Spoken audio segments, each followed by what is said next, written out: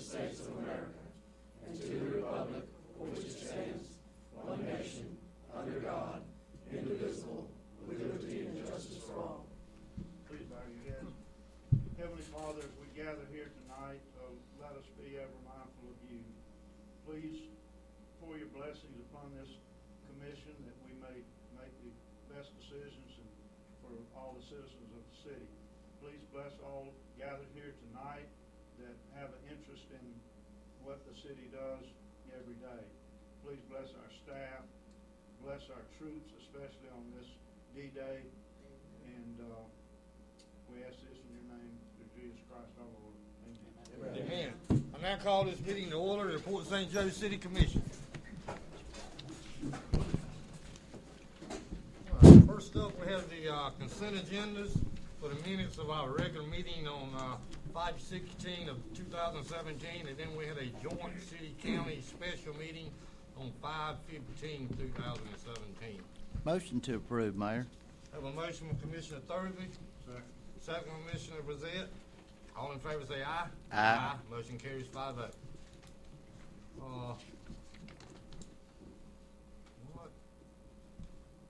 Now we have a PDRB recommendation, small scale plan amendment, ordinance 533. Who's going to take lead on that? Jim, you? Or? I can, Mayor.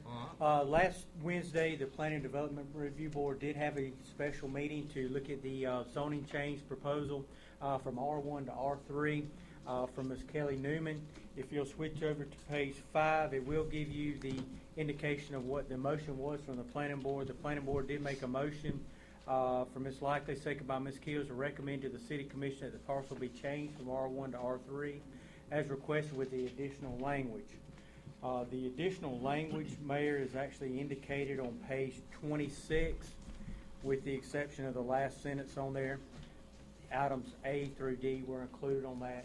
Ms. Marina Pennington is here tonight representing Ms. Newman, that if you have any questions, I would like a presentation from her as well.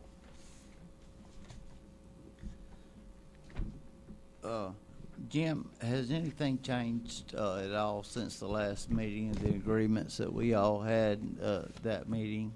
Has anything changed since No, then? sir. The only thing we need to make sure of is that on page 26, the last sentence on there was not included in the motion. It was a discussion, but not included in there. But everything else was as stands based on the motion they have currently on there. Mayor, I've had several calls from folks concerning this issue, and the calls I've got, of course, are from people that live on Westcott Circle. If someone would make a presentation, education, or what have you about what this is going to involve, so they will. I know some of them want to speak, but I think it might help let them know what the plans are. Yeah, I agree too. I've had some calls, even as of today, and I think some education needs to be brought forth on the whole project. Yes, and I will invite Mr. Newman, the landowner of that. I'm Marina Pennington. I'm the planning consultant for the city. This is a proposed small-scale amendment. Speak a little louder. A little bit louder. Yeah, you go. Who that There you go. Okay. And a small-scale amendment to the city's comprehensive plan and a rezoning of the property. The property is about 2.5 acres on Knowles Avenue. The applicant is proposing to make a change from residential 1 to residential 3. Residential 1, the designation that has today, would allow about 12 units in the property. The residential 3 would allow about 37 units on the property. The residential 1 has a height limitation of 35 feet. The residential 3 allows up to 60 feet. So there were some comments on the meeting last week, and as a result of the comments, the landowner was willing to agree to include additional restrictions on the development of the property. Those restrictions are what Jim Anderson pointed out that would limit the amount of units, not to 37 units, but to 24 units. There will not be apartment complex, that there were some concerns. They will be townhouses. There will be height limitation, not 60 feet, as R3 would allow, but 35 feet. So there would be also some buffer. There were some concerns from the neighbors that, their backyard would be facing the, this multi-family development, and so the applicant agreed to set aside a 40-feet buffer of natural vegetation to separate the properties. In addition to that, there were comments regarding stormwater, some flooding issues apparently on that side. The applicant has agreed not only to meet but exceed the adopted level of services regarding the stormwater. So final concession was regarding wetlands. This site, as you have seen in the report, has some wetlands, or appears to have a significant amount of wetlands. So there was apparently some fill on the site several years ago. Well, we made it clear with the policy there that they will be subject to the objectives and policies regarding wetland protections that are in the comprehensive plan. So number of units, type of units, height, stormwater, buffer, and wetlands. All those issues have been now addressed on that language. That was the recommendation from the review board. Ms. Pennington, can I ask a question real quick?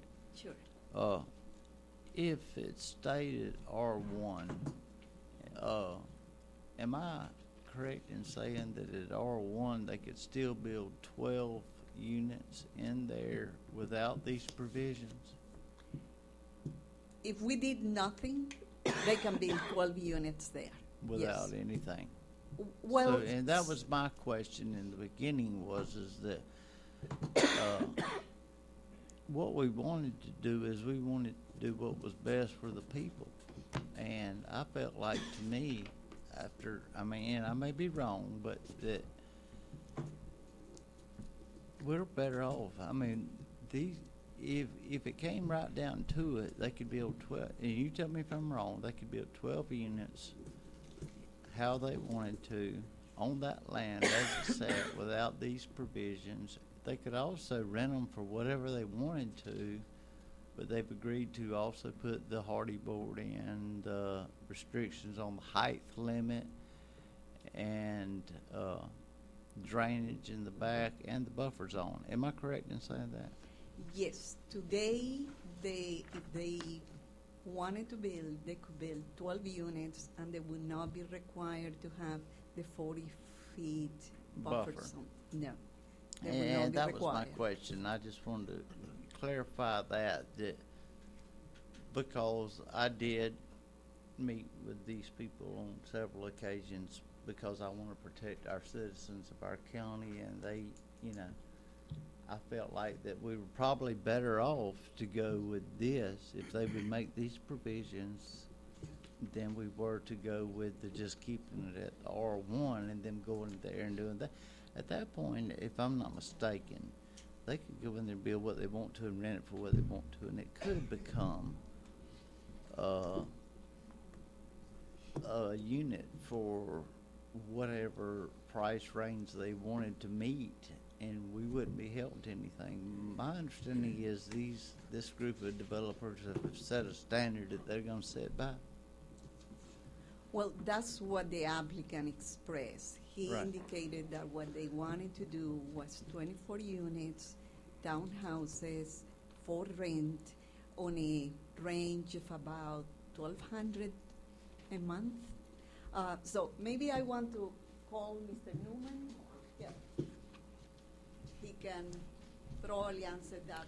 I'm just trying to get clarification for the people. And I feel like that after I've spoke with everyone, I was at the Planning Development Review Board meeting the other night, and I'm here for my people. And I felt like we were at a place where everybody would be made happy. I made my decision based on we would be better off to go this route than the other route. But I would like to hear from Mr. Newman tonight. My name's Steve Newman. I'm Kelly's husband. And when she bought this property a couple of years ago, we thought it was a perfect, may not be perfect, but a very good place to put multifamily housing. And we're not talking about apartments. We're talking about townhouses, something patterned after Long Avenue or even the Port Cottages, that style of design, hardy board, architectural shingles. We would have to build it to a 2017 140 mile an hour code standard. So we're talking about a nice project that would be very curb friendly and something that could actually rent to people. You know, you got to have a good product that someone wants to live in. There was some misinformation put out there today that we're trying to build affordable housing. They did not say subsidized, but these are not apartments. These, if we ever build them, would be townhomes. Something, 3 bedrooms, two bath, 1,200 square feet. But we are so far away from even beginning to even draw plans because right now it's not economically feasible. You know, the cost to build the project, you know, we need a little bit more time. But the demand is there for the rentals. And we've seen that. I'm on the EDC board, and one of the biggest topics we come in, if we get company, where they're going to live. So the road is the road that faces the courthouse. There's nothing else on this road, so we're not adding any intensity to any existing neighborhood. You've got 71, you've got 10th Street, you've got the courthouse. The only people that would be somewhat affected would be Westcott Circle. And in our presentation, we made a lot of concessions to be good neighbors, so to speak. And I know there's a lot of talk about their flooding issues, and we told them we weren't there 6 years ago. We were there 2 years ago, but we'd like to try to help clean up what maybe the 2 previous owners may have done. So, again, we don't have architectural renderings. We don't even have a game plan right now, but if we did move forward and we did get this, that is what we're shooting for.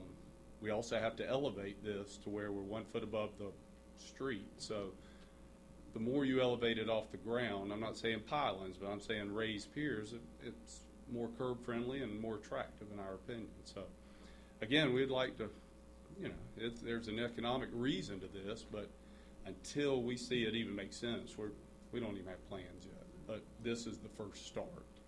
So What do Thank you you, Mr. anticipate your rent's gonna be at those places? Neighborhood. my in-laws rent Long Avenue, $1,200 a month, and they're so very happy that they only have to pay $1,200 a month. So we're thinking that. I mean, we're really patterning. I think that's been a very good success. And if one of those comes open, it's rented the next day. So, you know, whatever the market would be there, but we were thinking $1,000, $1,200 probably. I know there's lesser properties out there renting for more today. Mr. Newman, I know you build, I see what you build Mhm. daily, and I know it's a good product, and I've expressed it here on this board. We need housing. We've got to have it. If we want jobs here, we've got to have housing.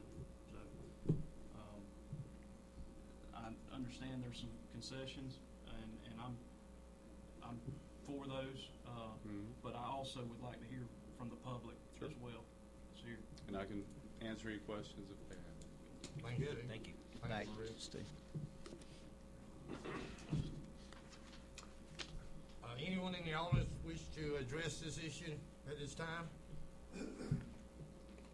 Actually, I have a quick question. Come up to the podium, please, ma'am.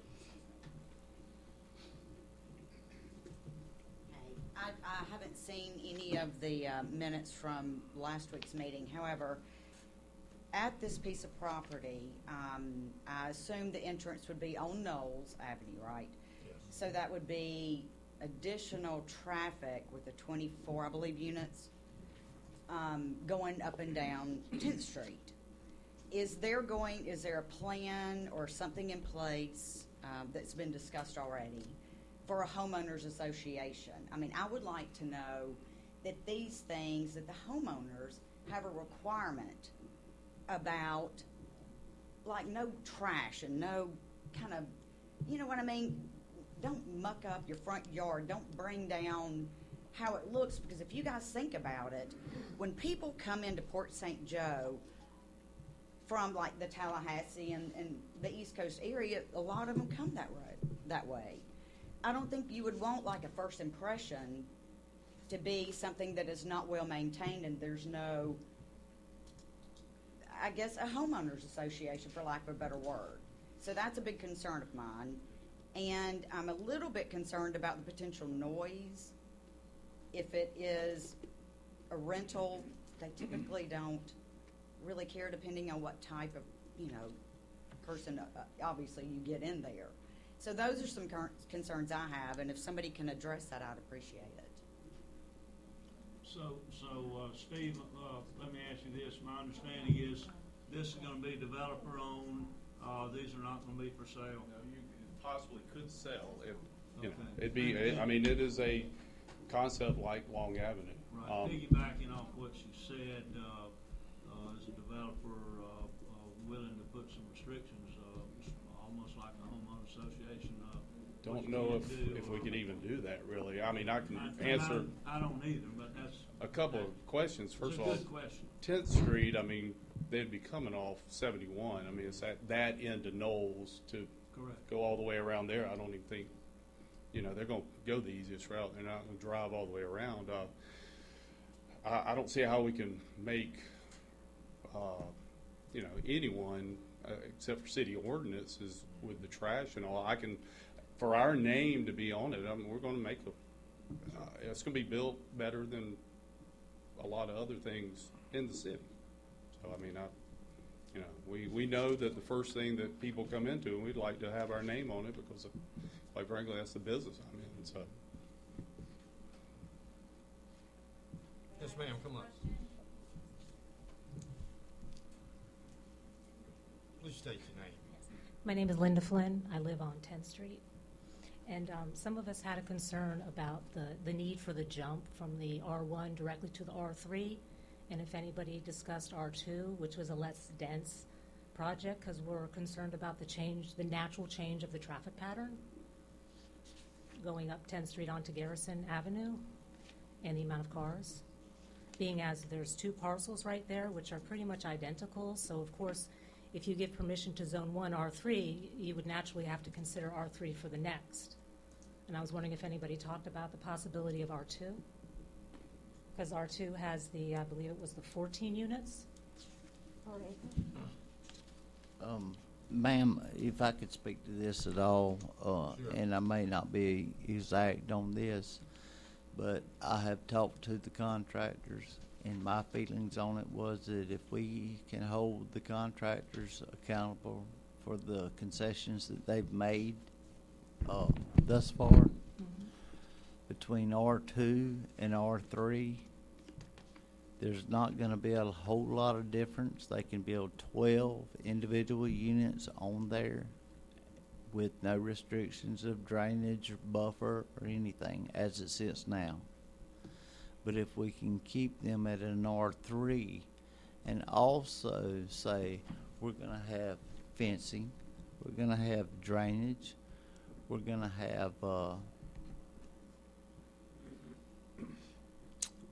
an upstanding relationship with these builders to make it, because I'm here for you, the citizens, not for the developers of our community, although a lot of these guys are my friends. No, I agree. It sounds like a But lovely project. to me, if we went in there and we said, okay, y'all leave it like it is now, okay, they can build 12 small units in there. They don't have to come with the 40-foot buffer. They don't have to come with a drainage They don't have to come with this type of stuff.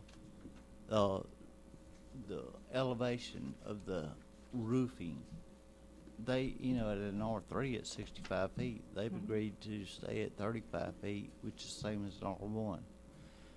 So when I looked at it, I thought, you know what, a win-win for our citizens is to go with an R3 with these restrictions, because an R2 would not even hold them accountable for the same thing as the restrictions they are with R3 at this point. Now, I may be wrong, but I promise you, I have done my due diligence to look into this. Well, they could impose the same restrictions if it was R2, if they cared about the fabric of the neighborhood. I mean, They don't have could, to. but it wouldn't really change a lot. I mean, but Well, the only thing that would change would be the density and the impact of traffic to that little area, which the single-family homes, I mean, we're all, with the R1, we're all held by the same standards back there. It would just be more in the neighborhood fabric. But I agree, it's a lovely project and the rentals are needed, but It we were is. just wondering if that many to maximize. I really don't believe it, from the other projects I've seen before, it's gonna make that much of an impact. People are, from where this is located, are gonna hit Highway 71 and go down the road. So Just are my there going thought. to be any studies or anything about the impact of traffic on 10th Street and what's that going to do? May I answer that question? Yes, we look at that and with 12 units based on, the studies and the engineering projections that are acceptable in planning, there would be one trip per household in the peak hour, which is what the standards are based on. So there will be 12 trips. For multifamily, there are less trips per unit. So at a maximum of 37 units at 0.62 per unit, there would be 22 trips. So if you think about it, you would go from 12 trips at the peak hour to 22 trips if they build 37 units on the peak hour. And that's what the standard is always based on. So what I'm saying, traffic is not an issue whatsoever. I can say that very clearly. There is, today they could have 12 units, 12 trips on the peak hour. With 24 units would be less than 22 trips. So I think that traffic should not be a concern, as it's not water, sewer, solid waste, all the infrastructure. The city has plenty of infrastructure for that. So the only concerns have been the wetlands, the flooding. Those are the issues that were very valid issues raised in the meeting, and I think that the applicant has made concessions to address those issues. Thank you. I think our concern is valid also as far as the number of cars that would be back there. The parking calculation's 2.5 per unit required in the R3 versus the 2 for the single family. But we want to know, is the city going to take into effect at all what's going to happen on that road? Because we all bought our homes back there being a single family development. And now we're going to have 60 plus when the second parcel obviously would go the same with the zoning. We're just concerned. And we wondered why the need for that dense of a project, other than, profit maximization, which is completely respectable. But we wondered if the city even considered a less dense approach. That was it. Thank you very much. for your Thank time. you. And just, we are talking about 24 units, not 37. On this I keep parcel, hearing yes. different numbers. I want to make sure I know what Yes. you're talking about. Thank Okay, thank you. Anyone else? Come on up. The lady asked about the R3 designation. That's where we fell. We could do up to 37, so it's not really about profit maximization, or we'd go for the 37. If there was it sounds like we're at R25, because we've limited ourselves at 24.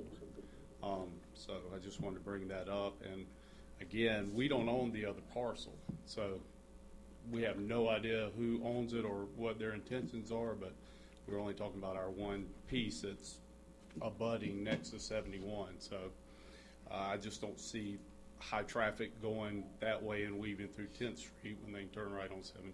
So if that helps. Anyone else? Please come up. Please state your name and address, please. My name's Jared Patterson, matters of 107 Westcott. A lot of my questions have been answered here tonight, and I understand the concessions.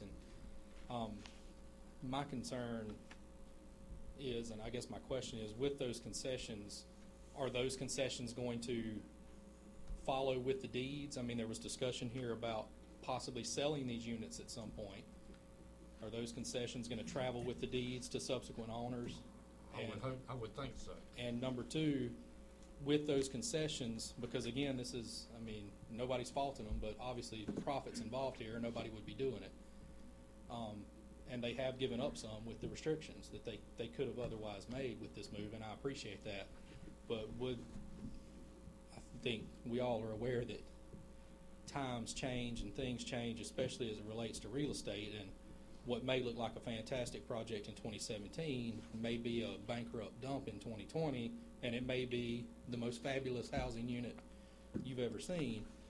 But would there be some agreement to, if things don't go that way and if these units don't rent and don't fill up, that we don't decide at some point to take government subsidy or money to get those units full in order to make back capital that's been outlaid to build them? If there would be an agreement to never take any dollars of subsidized money at any point to fill these units. Mr. Patterson, could I ask you a question? Did you have something put on your door that's saying this would be Section 8 housing? It didn't say anything about Section 8 housing. It did not, but No, it did sir. say maybe. There was a couldn't- flyer passed around. I don't know where it came from that was attached to the door. Does that- anybody in this audience know where it came from? Because I sat at the PDRB meeting the other night and never heard anything about it, and then all of a sudden tonight I hear Mr. Patterson get something on his door, and I'm going to tell you something. I'd have never even showed up at a meeting had I thought that this would be something, because Mr. Patterson's lived here his whole life. I understand where he's coming from. I've lived in that house pretty much my whole life. Your whole life, and My I dad built agree that with you, house. and I understand your concerns. I have a concern though with someone going out there and putting falsified information out there, because I sat there in that meeting for almost an hour and a half the other night, and I can promise you, if there's any chance of it becoming a government subsidized function, rental, what have you, I'm not for that. And I have a really hard beef with whoever may be out there putting out falsified information. And that is, again, that's why I called and asked. And Jared, I've I tried to appreciate inquire that, as to because what- the way you find out is to come up here, and I can promise you that. That's not going to happen as long as I'm here. Well, and that's my concern, is that you're not always going to be here. And I the agree with rest- you 100%. I may not be, but I'm telling you, as long as I'm here, I agree with you. But I may not always that be here. At some point down the road, that can't change. I know that's not the plan now, but when people start losing money and things don't go the way they think it's going to, that they can't come back at some point in time and ask for a change to that. That be one of the concessions that's made as well, is that never at any point in time will a dime of government money be taken in order to pay rent at this house. I'll tell you this, I'll ask our attorney that, and we'll look into it, Jared, because I understand. Yes, ma'am. Who's first? Just to answer part of the question, all the other concessions, the ones that I mentioned there, become part of the city's comprehensive plan. So the only way to change any of those concessions that were made would be through the process of amending the comp plan and coming back to you. So just make So sure- we couldn't do any of that without us coming You back to this cannot board. You cannot change from 24 to 37 again without coming back to the public. All right, thank you, Marina. Yes, ma'am. No, I just wanted to clarify something. I don't know what folks got on their board, but when we finally noticed the sign in the middle of the two parcels on Knowles, I asked some of the elderly people in my neighborhood, and nobody knew anything about it. So I took a picture of your sign, and I wrote on the top, we're having a meeting, and I put my name on the bottom of it, but there was absolutely nothing negative, nothing Section 8 in what I put on someone's door. No, ma'am, this is stuff that was hung on people's door and put on their door by somebody that was trying to construe the truth, and that's what bothers me, because I want to know the truth, and that's why I have all players here tonight. I want to know. Because my name was on that. That is not, I had no idea of that, ma'am, at all. I just wanted to make sure. Absolutely. All right. Is there anyone else like to speak? Come on up. We get you next, though. You're next. Hi, I'm Larry. I live on 10th Street. I'm one of the elderly people she was talking about. I have some concerns that I think are very valid. 10th Street and Knoll are in horrible condition. They absolutely need to be blacktopped again before anything can happen. I live on 10th Street, and I watch the city, the county, the SPCA, the electric company all drive up and down my road at 40 miles an hour in heavy traffic at hours of shift change and at the end of the day. And to tell me that Knoll Street is going to cover all that is kind of ludicrous, because there are people who will live there that will go work at the school, go work at one of the old folk homes. I'm not there yet, but I will be. And so all those concerns come in. We've had one kid hit last year on 10th Street. We've had 3 animals killed on our street in the past 6 months. There's just a lot of traffic that comes up and down it, and it's a washboard. I work over in the county administration area, and going down Knoll Street, I have to travel about 15, 20 miles an hour because it's that poor of a road. Our sewage system is overloaded, overworked. When rain like this comes in, our pump stations fail on a regular basis. It's not for any other reason than probably they're old and overworked. You know, is the city going to influx enough money to solve that problem? Do you have budget to repave those streets, widen them? Knoll Street would have to be widened if you're going to influence 24 homes in there, don't you think? No? You don't think or don't know? I didn't say no. I didn't say no. I said, I don't know. But I'll have to contact somebody to know more about it. well, and that's something that concerns me. If we're going to put, Knoll is a very narrow street. We have county trucks, electric trucks, and all those other trucks that go up and down that road that you have to get over on the shoulder of the road if you're going to pass them. I mean, if you've ever driven it, you know that that becomes a problem. And it's not fair to us residents that have been living here to have to deal with that issue unless the city's willing to invest the money. You're asking the builder to invest money, the city has to invest money. Unless you can get the builder to be nice enough to do it for you. Put that in his package deal, I guess. But those are my points. Thanks, guys. All right, sir. Yes, sir. Anyone else? Yes, ma'am. Come on up.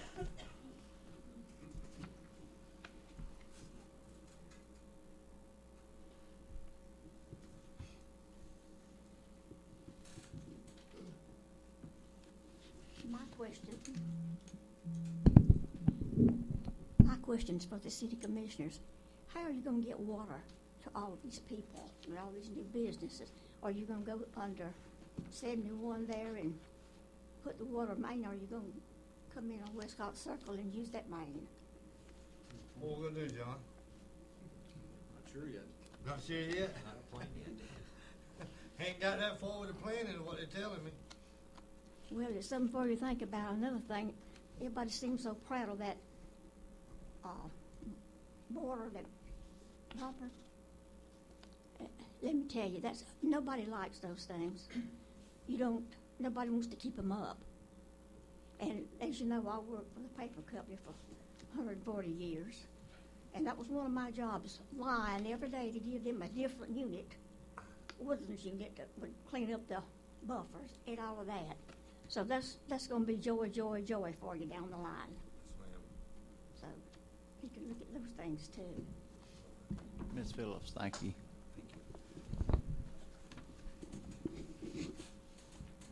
All right, we're about to wind this up. I think anyone else? Come on up, sir.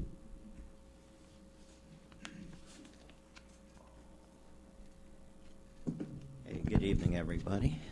My name is Bill Mayen. I live on 10th Street, and I went to the initial meeting last week and still have some of the same concerns I had then. I mean, I think it's a little premature. One of the things I heard tonight is they're not even looking at doing any development there for a while.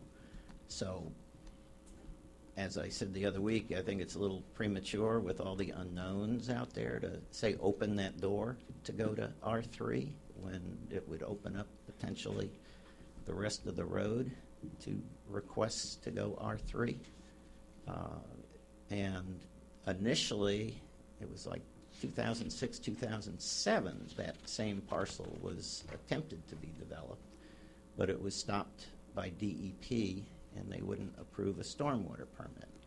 And I've heard two different numbers on how that, I guess, subdivision was going to work. It was either 12 or 14 units at that time that DEP said, no, not with the stormwater. So without even permits lined up to be issued, again, I think it's premature to say, hey, let's go to R3 when I guess it was developed at an R1 and they couldn't even meet the stormwater. So those are just some of my concerns, in addition to the traffic and just, you know, as Larry said, I didn't even think about the narrowness of the road. But yes, as someone who walks up and down Knowles often with my dog and drives occasionally, yeah, I've come across those dump trucks and everything else, and you've got to... I see sidewalks in the future. Well, then you're looking at another stormwater issue. I mean, you've got a big swale drop-off right there, and then you've got the swale down into the canal before the courthouse. So, I mean, there's a lot of wet area in there. So, okay. Thank you. Thank you. Thank you. Steve, has that been addressed?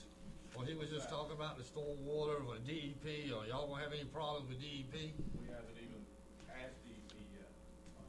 Again, we've only owned this 2 years, and to build anything, we've got to go through all these. Yeah, a lot of this stuff is state mandated, and you know, if they get past us, they still got to go before the state and meet certain requirements. They'll definitely have to go through DEP. DEP, before they get exactly. Things going. And I don't want anything that's not good for the citizens of our community. Absolutely. I want to make sure if there's anybody else that wants to speak on this, I want to hear from everybody. That's one of my concerns. We're here for you guys. I mean, these are our people out here, and if they have concerns, I'm with you, Commissioner. Let's hear from them, and we'll be sure that we'll do everything we can to hold them accountable. Again, does anyone here want to speak on this subject?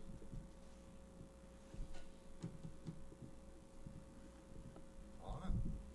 Mayor, we need a motion for first reading and a transmittal and approval for transmittal to the Department of Economic Opportunity. All right, who's gonna give me that? Motion. Will that include all the concessions? Yes.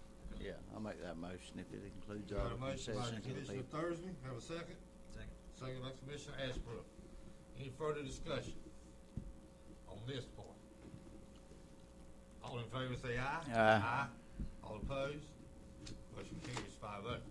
Ordinance number 533, ordinance amending the comprehensive plan of the future land use map of the city of Port St. Joe, Florida, by and through procedures required for small-scale map amendments pursuant to authority under state statute section 163.3187, specifically changing parcel ID number 04865-005R from low-density residential to high-density residential, providing for amendment of the zoning map of the city of Port St. Joe, providing for repeal of any conflicting ordinances, providing for severability, and providing for an effective date. All right. Thank you, Counselor. So now we need to call for a vote on whether we're gonna approve this or not. No, we gotta send it off to the department. No, we don't and need to then do nothing advertise with it, that tonight. and then we come back. All right. So it's a long process. We got a little ways to go. That's right.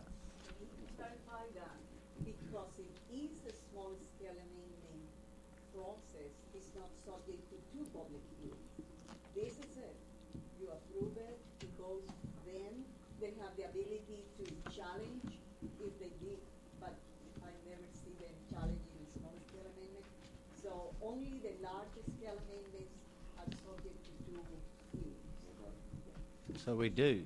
This is it. Department of Economic- And everybody in the crowd, are y'all satisfied with the decision we made?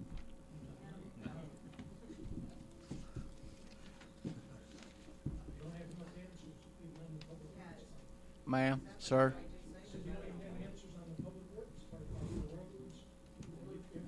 They haven't have a plan. There's no plan submitted yet. There's no plan. There has been no Construction plans. yet.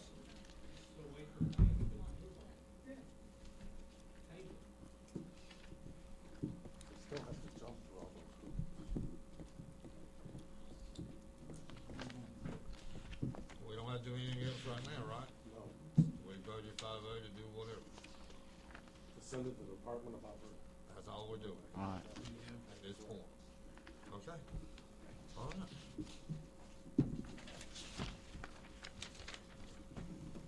Next, we have the Port St. Joe redevelopment update. Bill, you here? He left. Rex, you want to give a report on anything for him? Things are moving at George Core Park. I think everybody sees that activity down there, and that's basically it. The Gateway project for 4th Street is moving along quite well, and some more improvements to Billy Joe Rich Park, and that's about it now, Mayor. Okay. All right. Mr. Attorney. Yes, Mayor, we have Resolution 21708, which deals with the Centennial Building grant application. What is that application for? For Uh, Rex, you want to talk about it? Yeah, sure. I brought this up last year to I remember, yeah. go for a grant to the historical, state historical preservation, and for $500,000. They cut it down pretty good, sent it back to us in the amount of about $310,000. So what we would like to do again this year is apply for that grant one more time with basically the figures that they gave us that they like. And so that's, Commissioner Brazell, let me ask you something. If we move forward this as a board, are we gonna be competing with anybody else? I mean, last year I felt like we shot ourselves in the foot. Neither person got funded. well. I don't want to do the same.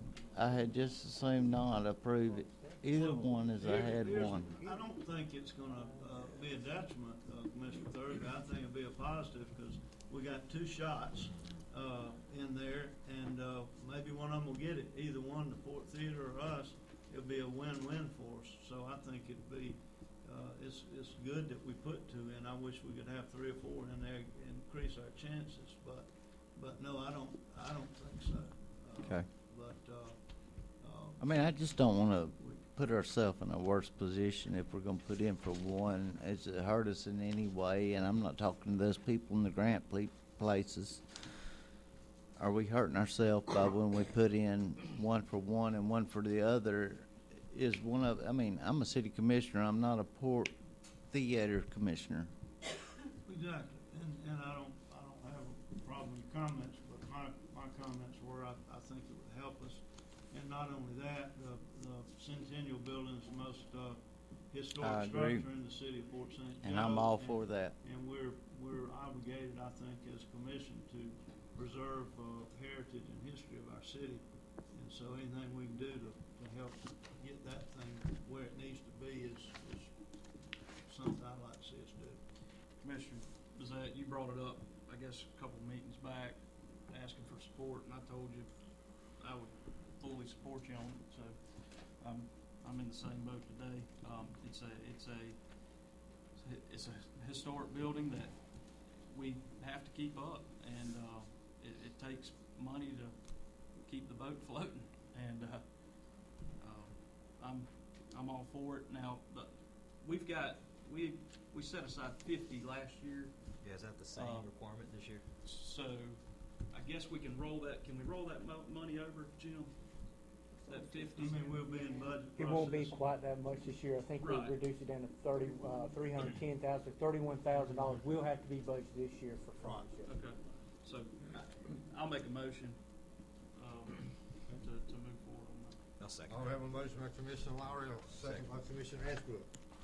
Any further discussion? All in favor say aye. Aye. Motion carries. All opposed? Motion carries 5-0.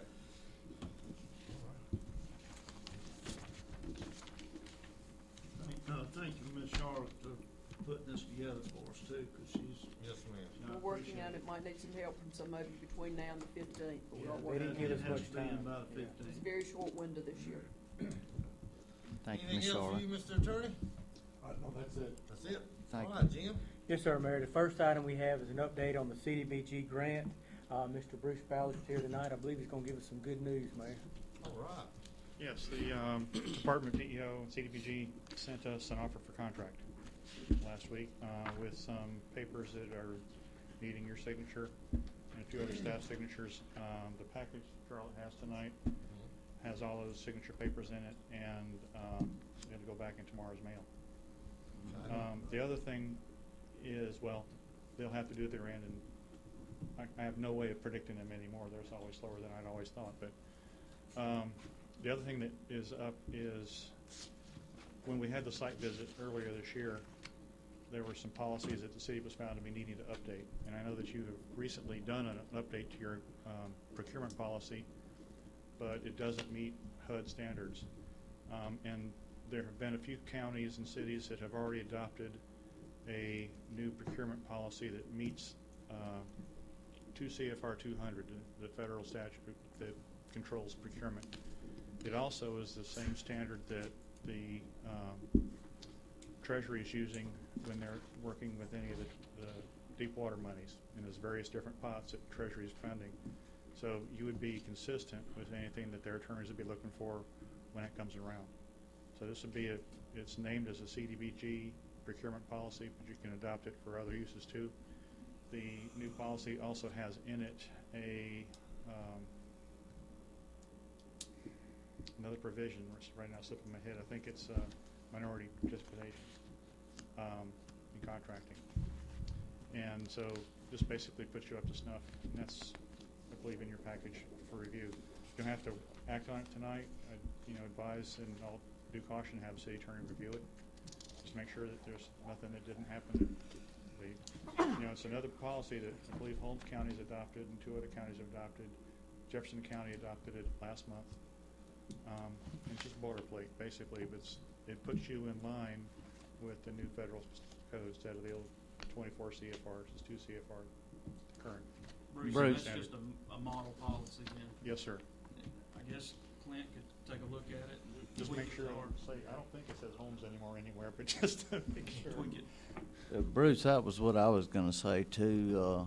Before we move forward on this, I'd like for our city attorney, but you Sure. said initially the state's attorney. No, the state's attorneys, they're out. They've already reviewed the other policies. of the Okay, other so counties. basically we need to have our city attorney look over this, and y'all get Exact same together language, to adopt. Except for the replacement of Holmes to Gulf, or in this case, County Commission, City Commission, and to support St. Joe instead of Holmes. Would you get with Clinton and go over all that with him, Sure. please? Yeah, we don't want to hold anything up on this. No, we Right. do not. We got to It get could be, this money. Whenever it's ready, it can just be adopted, put on the next agenda. That's fine. I just want you to go over everything with our new attorney, if you would. Sure. And we are getting together next Tuesday here, so Same time, same channel? we'll get it done quick. Okay. Yeah. And that's pretty much it. Happy news. Thank you. Appreciate it. Thank you. All right. Thank you. All right. Next item we had, Mayor's, in reference to the Commerce Park lot utilities. As you recall, we did find a rather large pipe that's on our property. City attorney has found some information on there about a dedicated easement. It looks like it was recorded back to the 50s. I'll let him explain what he's found to us.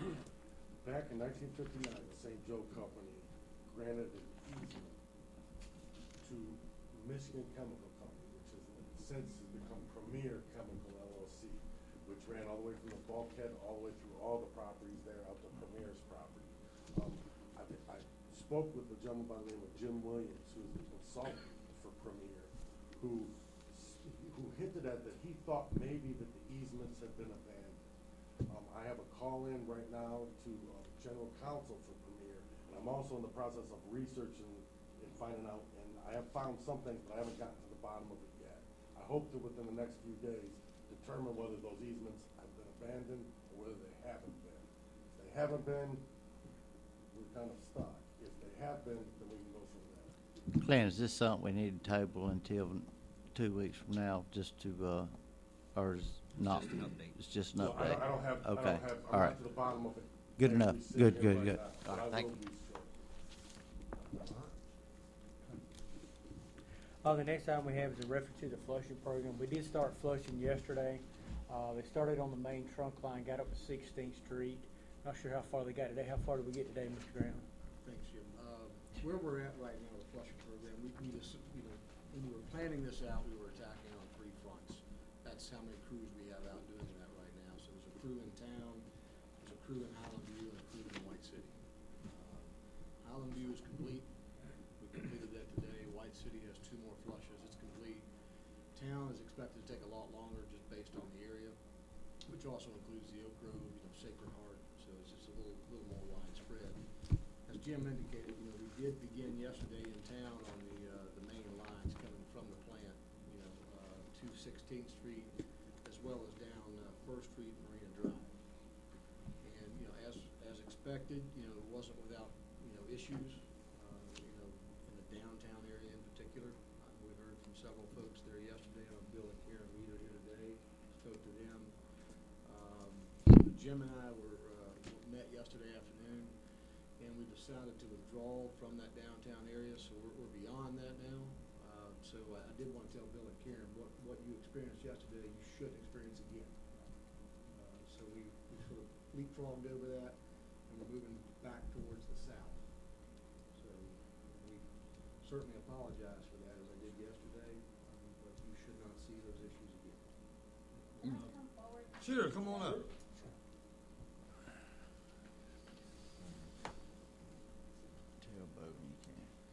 My name is Karen Reed. My husband and I own the Laundry Basket on Reed Avenue. And yesterday, we had a water incident, as I'd like to call it. I guess I'm here out of frustration, is I don't understand the logic of flushing lines in the business area on a business day during business hours. We have coin-op laundry, and let me set the scene for you. The bulk of our business is commercial laundry. We do vacation rental linens for a number of property management companies. When I got the bad water yesterday, I was running 2 60-pound machines. So I was running 120 pounds of sheets when the water turned to iced tea. I had 5 people on the clock, and all our work stopped right then and there. We lost 4 hours times 5 people, so that was 20 hours worth of work. That work has to be made up because I can't turn around and tell the property management companies, I'm sorry, the guests coming in this Saturday don't get white sheets and towels, they get iced tea colored sheets and towels. So I guess I'm here looking for an explanation as to why we need to do this during business hours. Tim, here's what I'd like to see us do, and I think it would be an easy fix, but of course this is hindsight. But I would, especially in that area, if we can't flush at a time when a downtime or an off day, at least have city staff go to every business in downtown the day before and say, we're gonna flush downtown tomorrow starting at 10 o'clock in the morning. And let them know she wouldn't have 120 pounds of laundry if she knew that we were gonna flush tomorrow at 10 o'clock. So that's pretty easy fix. The ideal is to do it on a, time when they're closed, but that means we're out there at, I don't know, 7 or 8 o'clock at night, I guess. Jim, can I ask a question? How much did we put out there about when we were going to do this and everything? We tried to notify everybody we could. There's no way to notify everybody all the time, but we did do a code red and tried to get the word out. Okay. We did get a robocall, but it was about a week ahead of time. It went to my husband's cell phone, and all it said was, we will be flushing in your area. Well, that means nothing to me when I have that much laundry to do. And you cannot wash white linen in iced tea colored water. And Ms. Reed's question to me when I spoke with her also yesterday was, could we change the time of the year maybe? Maybe go more to a winter flushing of the city stuff, if possible, so it's not in her busy season. If we did it in January or February, it'd be a lot better. If she did have a problem, it wouldn't be as bad on you. So maybe we need to look at doing that just in the downtown area, not doing it in June, maybe doing it in January or something like that. That would help. And I've definitely, All of those suggestions are certainly something that we can establish. yeah, it was not something personal, but I've been right there. Sure it We want to wasn't. work with you, believe me. So we'll do what we can to make sure your problems as light as possible. I appreciate it, thank you. I sympathize with you, ma'am. I've been on the phone with John for up the last 3 days. The poured-in sheets and towels also turn iced tea colors. And So- they do come back to white, but it is an extremely tedious, long process because I can't do it in the commercial machines. You have to take them and offload them into smaller machines. You gotta soak them. If they don't come clean the first time, you gotta soak them again. So it's a very tedious process. We will work on a solution. Absolutely. Thank you. And we do have a shovel-ready project already engineered to replace all the water lines in the downtown area as soon as we get It's the the money in residential. place. That'll happen. I think the city workers are gonna do it, so it will happen fairly fast. We won't have to rely on grants and jumping through those hoops.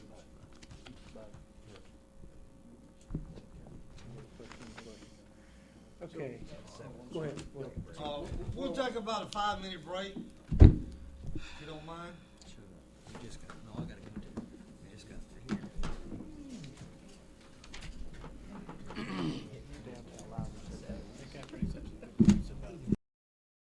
John? The last thing I wanted to mention, Mayor, is, again, in town, we're still, working from the Palm Boulevard area back towards the hospital. We'll be on the Palm Boulevard area tomorrow, Monument, Bird Alley, and that section. So I will have the other two crews beginning to work towards the beach. All right, so that means the 16-inch water main coming from the plant will be the next stop. So, we're hoping for decent results, but there could be some issues at the beach. We just don't know yet. All right. Is that it? That's it. Okay, moving right along. All right, on the new business, Mayor, the first item we have is the road abandonment request. Commissioner Ashbrook wanted to talk to you tonight about it. Sure. It's been on and removed from the agenda for the past couple of months. At the end of 7th Street, the city has a piece of property that is zoned strictly to put a road on. Our options are to put a road on it or abandon the right-of-way. By abandoning the right-of-way, the property would go to equally to each parcel on either side of it. I've been approached by the business and the homeowner that butt up to that property to ask us if we would be willing to abandon that right-of-way. After that had been said, it sparked some concern from residents on 7th Street as to what the purpose of that property would be if that happened. And we have worked together along with the city attorney to try and come up with something that would be great for the citizens of 7th Street as well as the property owner and the business that are also on either side. Mr. Attorney, you want to discuss what what we have written down and what we have figured out? Sure. Go and bring that up. We have a proposed compromise for the 7th Street easement issue, and it's basically this. The city would go ahead and abandon the 7th Street easement, giving the property equally to the adjacent landowners, each of them getting 30 feet. Then they would each then deed back to the city 7.5 feet in the middle, giving a 15-foot all the way to the bay, from the road to the bay that the city would own. And then part of that is Mr. Blaylock would then also deed, because he owns the 40 feet right there at the bay before you get to the bay. He owns the bayfront on that. He would deed the city 15 feet through that to the bay. The city would then grant Mr. Blaylock a 20-year extension on the lease that he currently has between the city and himself for the use of that pedestrian bridge that goes between the bank and Sunset Coastal Grill. That lease currently was signed in 2003. It was initially a 5-year lease with three successive 5-year options for 20 years. He only has about 5 or 6 years left. He would get a 20-year extension of that.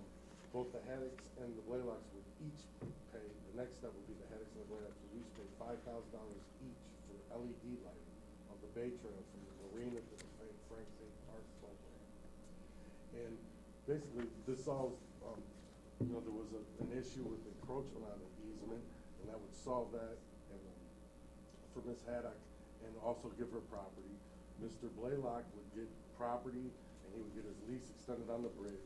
The city would get majority of the property back on the tax rolls because it would be then privately owned, and then we'll have a 15-foot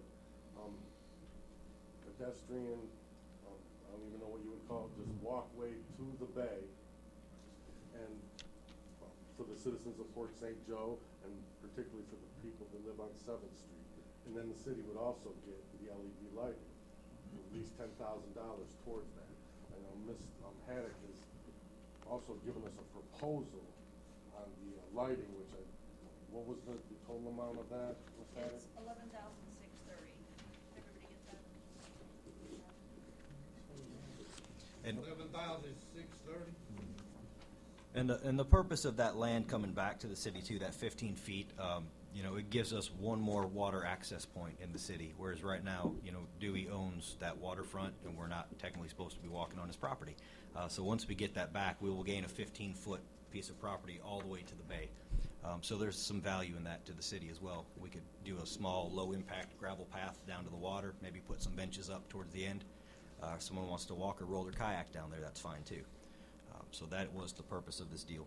Would that also put the adjacent land on each side back on the tax roll? Yes, and Okay. all the land on either side of that 15-foot would be back on the tax roll. We'd start collecting ad valorem taxes on it. I just have one question. The current lease we have with Mr. Blaylock, who's responsible for the maintenance of the bridge? He is. Mr. Blaylock, Okay. yeah, that's what I said. I want to get that part. You can keep taking care of that for us, Dewey. Yeah. That, it would be the same language, just extended 20 years. Thank you, Dewey. All right. Do we have anyone from the public who speak about this tonight? Yes. Come on up. All right. First of all, I hope this doesn't impact me going to two of my favorite restaurants, but I have to speak on this. Last July, Ms. Haddock came to the PDRB board, and I was sitting on that board, and we voted 6-1 that there is a great value of that to that property. I'm glad that, they're willing to step up and give some of that value back. I have the newspaper report that Mr. Croft wrote, along with the borders that, of what is truly owned by the city. My understanding too. Correct you, the city doesn't own anything, it's just an easement. Sir, the city paid for the, for Dewberry to do this. A survey. Okay. Yeah, absolutely. All right. They don't own the property, it's an easement. Well, the city, again, you weren't at our PDRB meeting, and you're not a commissioner, and so if you could just let me finish what I'm saying. I was just correct. Well, that's fine. You can correct me, Hold and I on, know what this hold is on. about. We're not going to jump back and forth between people. You direct your question, Judge. Can you ask him to? Well, Thank you. I appreciate that. That's great. You're the attorney. So anyway, the information about that, and I'm not sure from the survey too, if the Haddocks own the beach front in front of their house, so the bay front. That, I think, too, is, I'm not going to get into semantics, it's not owned by anybody. And the whole deed situation of that property was given over from St. Joe Company to the city. So we had our PDRB. There was a 6-1 vote not to accept the special exception, and that was last July. So I think, again, I'm glad to see that the city may get something in return, but all of the PDRB felt like there was, because of prices coming back, there was suggestions about pocket parks, et cetera. There was also encroachment upon this property by 2.5 feet. Also, the Haddock's driveway, which they did move over some, but not to what the survey suggests doesn't belong to them. So again, I think, you know, it's about the city, and it's about the taxpayers, and it's about good return on investment. And I've sat here for a couple hours now, and we've talked about things that need to be done and important initiatives, whether it be water or parks or roads or sewer or whatever. And so I think we just need to make sure as taxpayers that we're getting a good return on our investment as well. So I'm going to hand this out, and I would like it to go in the record. It has the article. The minutes were July the 12th, and so Ms. Charlotte can certainly pull those for you, and you can see all the comments from the PDRB.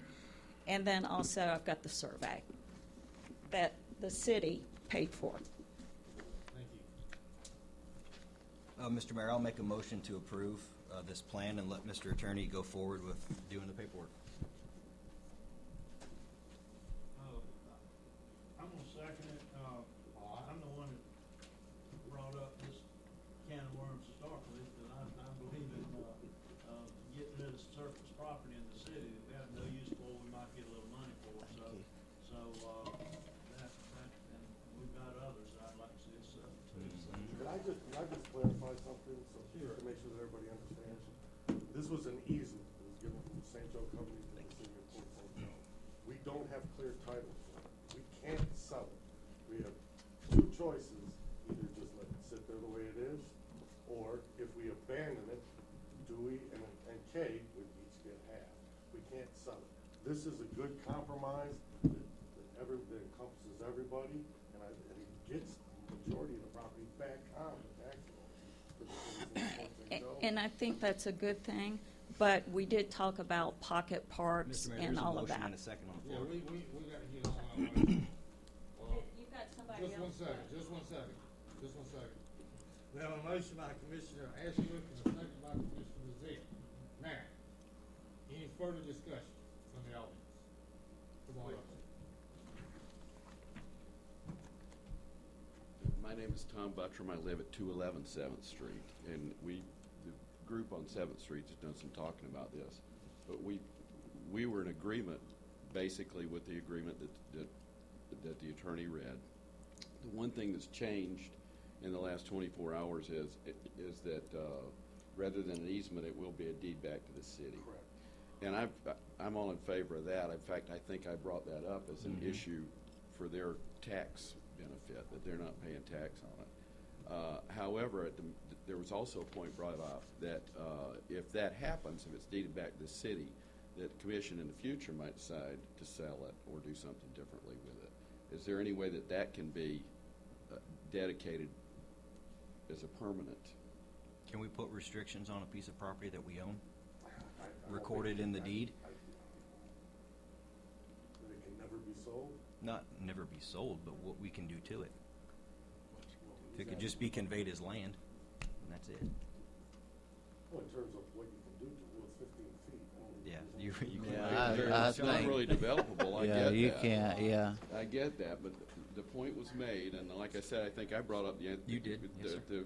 the suggestion that we do the deed back, but the point that was made that a future commission could then decide to go ahead and give that deed back to the adjacent landowners as well.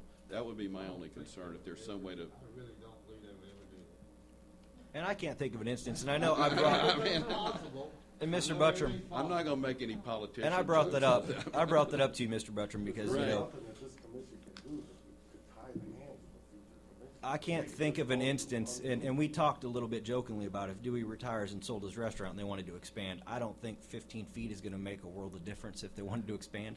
My only question is if it could be designated like a pocket park or something, then if the city goes to sell a park, there's going to be some kind of. Would it be zoned public use? How would it be zoned when it reverts back to the city? Well, like I say, I'm all in favor. I think we've answered the questions that the residents on the street had. That's the final question to me, and that's the only issue that changed since we talked yesterday. We can look into how it can be zoned, sir. Absolutely. Okay. We'll do the best thing you know. Thank you. We will. Thank you, Mr. Butler. With this board. All right, we have a motion and a second. All in favor say aye. Aye. All opposed? Motion carries 5-0. Okay, the next item we have on the agenda, Mayor, is a reference to the parking orders. Commissioner Ashbrook want to talk tonight about it as well. Y'all are going to hear from me a lot tonight. I got quite a few things on here. With the parking ordinance, I'd been made aware recently that if you build a new building or you want to change a business use in any of is it all multi-use? I think it was, Mr. Attorney, was it all multi-use? Mixed use. I'm sorry, any mixed use. You have to conform in all cases by the LDR's parking requirements. In the past, you used to be able to count on-street parking towards the parking requirement. Ordinance 490 was passed a few years back that prohibited that. It took away that exemption, and you had to provide all of your own on-site parking. Well, I think we all know if you take over a business on Reed Avenue, it's going to be pretty difficult to provide on-site parking. What I would like to propose today is that we roll back to what it once was. I know there's at least 2 groups in this room today that are faced with the problem that they want to start businesses in this town, and they're being told that parking won't allow it. Parking is a problem, but parking is a great problem to have. In the hotel business, when I'm full, that's a great problem to have. That means people are coming. We can deal with the parking woes, but I think that we need to make it a lot more likely for people to be able to come in and open up a business. And so I don't know that we can make a motion yet since there's really nothing to vote on, but consider rolling this back to Yeah, what the I think ordinance there once is was. something to vote on. We'll have a motion on that, don't Yeah, we need to. Can we just do that as easy as that? You could do a directive, I believe, to the city attorney and myself to redraft the ordinance. Okay, because there isn't a new ordinance written to vote on. And let me say this, I've looked into this, there's no way as an economic development, we can't, where are we going, if we make these people say that they gotta have their own parking, where are they gonna get it? They're not. They can't get it, there's nowhere to get it. We're tying their hands to economic development, and I'm not gonna do that. These people put taxes, TIF funds back in our community, and, you know, at one point I thought about, you know, well, they need, but I didn't think of the big picture, and the big picture is how can you tell somebody to go out and do something that they can't do? And that's what we've done, and I guess this is one of them situations I have to say, you know what, I was wrong at one point in one of my votes because I voted to do that, and now I look back and I'm like, how can I tie a man's hands to build his business? I can't do that. That's not right, and that's where I stand. Well, I'd like the support of this board to just direct staff to draft that ordinance for us to have at least a first reading if it's required next meeting time. I want to say one more thing. I deal with this type of thing every day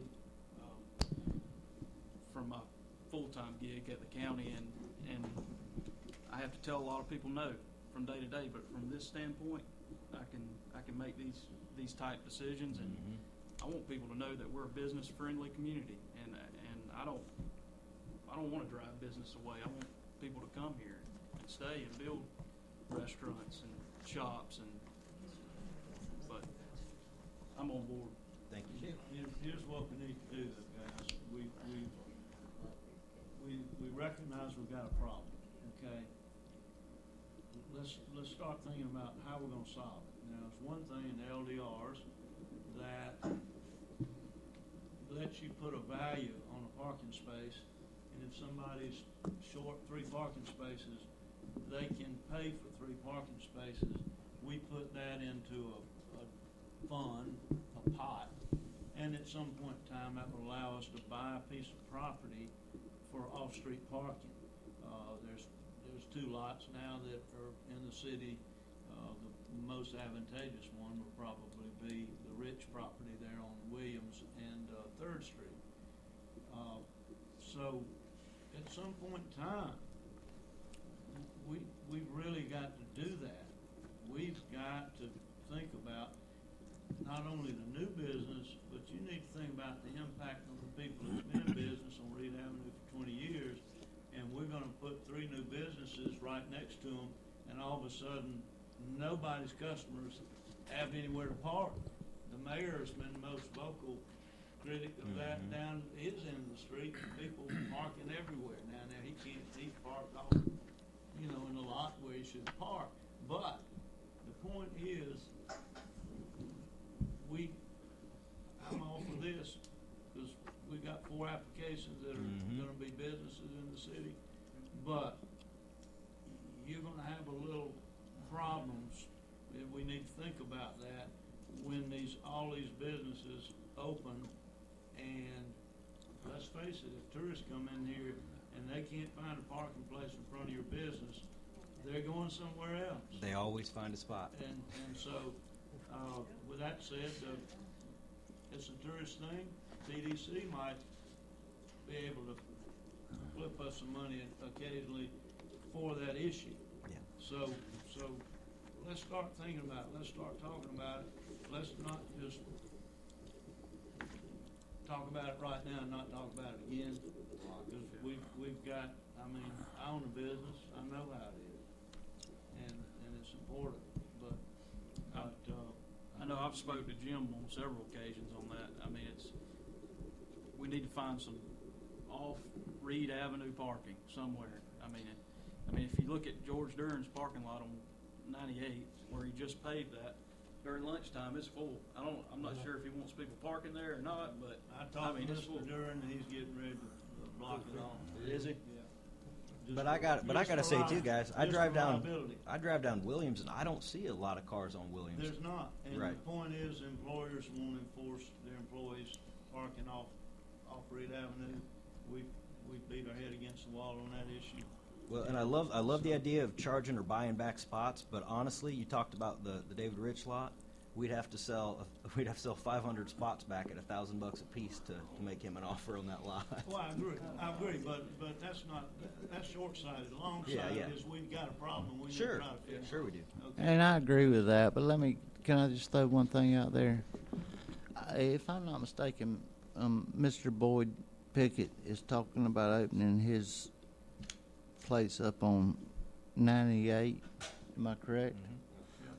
How many people you think gonna park at David Rich's old IGA parking lot and walk all the way 6 blocks to buy a bottle? I'm talking about getting employees required I- to be parked. yeah, And then there's more. Most people walk farther than that to get in the front door of Walmart, so, you know. Well, I think there may even be another option here. What if we just repealed 490? Does that require a waiting period? Yeah, just like you do for an ordinance. Okay, so let's just draft the new ordinance, but we'll have to get rid of 490. We just need to add. We just repeal need to add- 490 and add that. It's Redo it old with the old section. Gotcha. Got back to what it was. All right. We'll have it for you next week.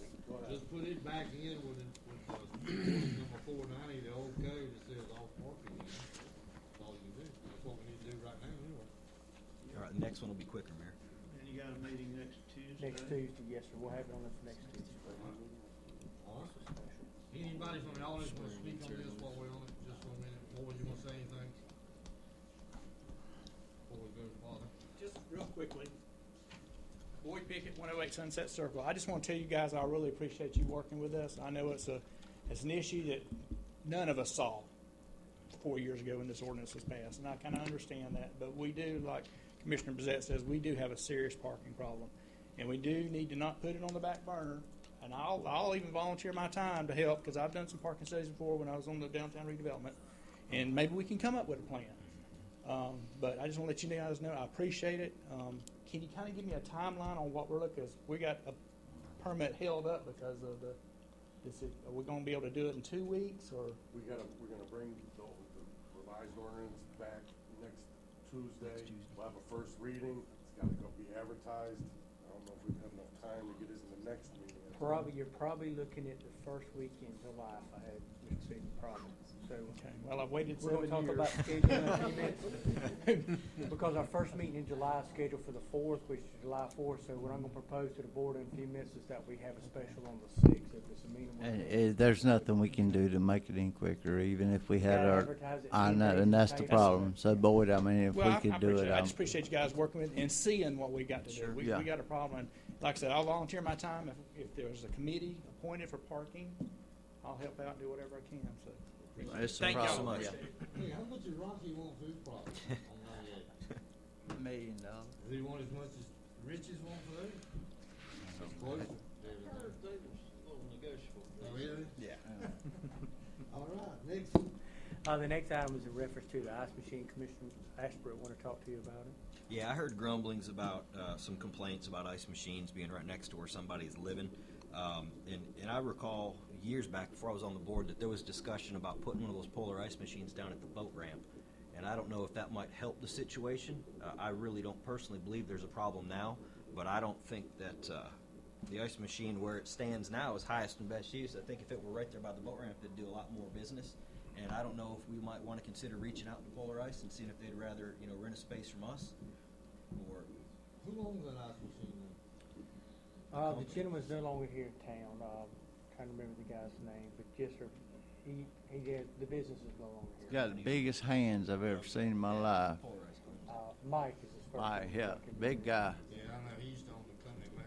But while we're doing the work down there on the boat ramp, guys, what do you think about proposing while we got construction crews down there, let's pour us a cement pad and see if he's willing to work a deal with us? I'm you know not what I mean? against that, Commissioner Ashbrook, because I do feel like we're up against a situation that I don't know that we'll ever make both sides happy without moving the machine, and if it's something that Polar Ice would be willing to consider and us be able to come out with a profit-sharing type situation, that maybe we couldn't all work together to benefit the city. Jim, Too, can you? I hate to compete against another. Yeah, no, I would say I'd rather move it. Me too. You got a real can of worms. Yeah. Yeah. I just want to be careful, but it's not something I'm against talking to. We try to work with the property owner. So Jim, can you reach out to Polar Ice and see if maybe if he would be willing? I don't know if he can get out of his current lease, but tell him that that's an option that we'd be willing to discuss with him. I'm against it, Commissioner Ashbrook, Okay. moving it down the boat ramp, because we've got another ice machine company in town. We'd have to give him equal opportunity, and any other vendor that wants to start setting up down there as a private vendor. Can we RFP it? We own it, it'd be different. Yeah. I don't agree with competing against, city competing against other business owners. That's just. If I can, the only thing I'd like to bring up is we currently have a lot of congestion down there. Yeah. You throw an ice machine in the mix, and it's just gonna be ugly. People trying to put ice on their boats, I mean, they already don't move fast enough. I wish we could help Dr. Nelson a little more, but. Well, and it was only a little bit about that. Well, it was we a got- lot about the people that are needing the ice or going out on the boat on Saturdays. And not sabotaging the people that are buying the ice now, like has been going on. Just wanted to bring it up for something to think about, guys. All right. The next item we have is a reference to local preference ordinance. Commissioner Ashbrook want to talk to you. God, Ashbrook. Okay, here we go. Local preference. Contrary to popular belief, I'm not against the local's preference. What I am against is paying more for a service than what someone else offered to pay for it. What I'd like to propose is that we kind of mirror what the city of Panama City does, and if they're within the same thresholds at 6%, if it's under $50,000, if it's within 6%, we give the local the option to meet that low price, and then we'll accept them. So we're not paying more for a service that we can get for less. That, to me, isn't fair to the taxpayers, that we're paying more money just because it's a local. I'll give that local the job, but they need to match the low bid, is what I would propose for us to take a look at. Sounds fair to me. We're not changing much, just saying you got to match that low bid. And it gives a local opportunity to. Absolutely. They hire local folks. It just gives me heartburn, guys, when I'm like, well, we'll give you $5,000 more just because you live here. Well, why not you make that concession? We're giving you the job. You come down to $5,000. Thoughts? We'll draft that up. We'll try to have that for next week too. Thank you. All right. The next item is Human Resource Committee. Commissioner Ashbrook want to talk to you tonight about it? Last one, I swear. We've talked many times, and I brought it up about the need of a human resources committee. Y'all thought the agenda pack was heavy. That's the human resources handbook and the City of Port St. Joe's Police Department handbook. I propose that we get a committee to go through this. Jim and Miss Charlotte have made some changes, but in the past have had a hard time getting it all passed. I propose that, myself and whoever else would like to be on that committee from this board would meet the Mondays before the meeting at about noon. I foresee us taking maybe 2 to 3 workshop days to get this done and all through. We'll have us a workshop. We'll approve it as a board. But there's a lot of things in the handbook that really need to be tweaked to keep us out of trouble. I make a motion that we move forward with your human resource. You just want the mayor to appoint the board? Yes, I do. All right, And we have make a motion. Motion from Commissioner Thursby, we have a second. You get a second from Commissioner Bazette. Okay. Yeah. Any further discussion? All in favor say aye. Aye. And I'm supposed to name this committee? I'm appointing people, is that what you're saying? That's the Oh job of the my mayor. God, I didn't understand it that way. No, I'm just kidding. Mr. Lowry said he'd serve, who else wants to serve? I wouldn't mind being the chair of it, Mr. Mayor. And I'll, Seeing that You'll it's be my the chair, idea. and You'll be on there with him, and, hey, there's a lot of things you can't be on now, so this one you can. can I? Yeah, okay, I'm good.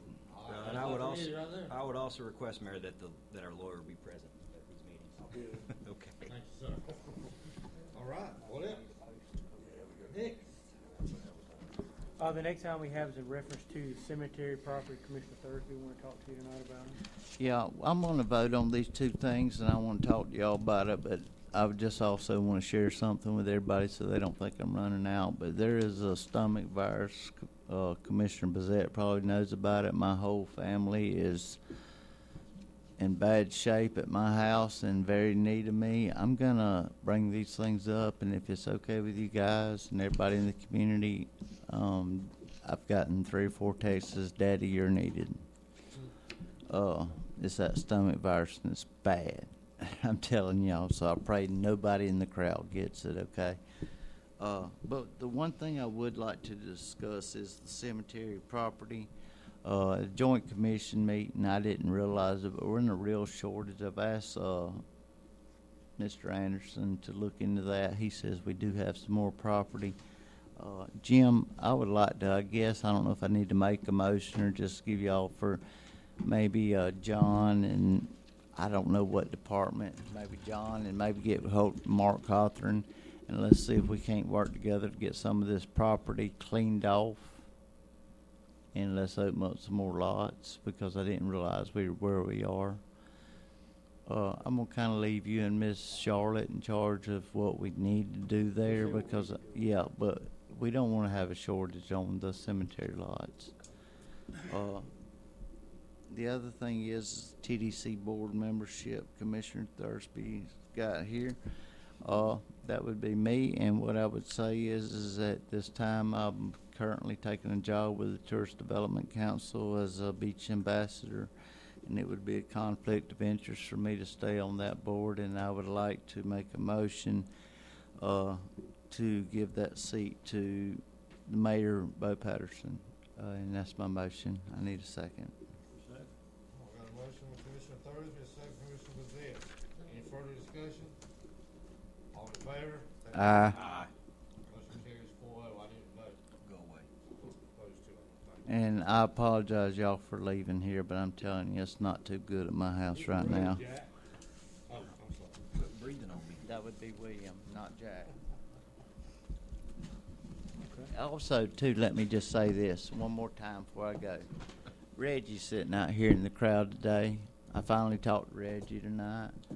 Y'all give him the benefit of the doubt. I scolded his hiney this afternoon a little bit, and y'all listen to what he has to say, and if there's any way we can help Reggie out, y'all do that, okay?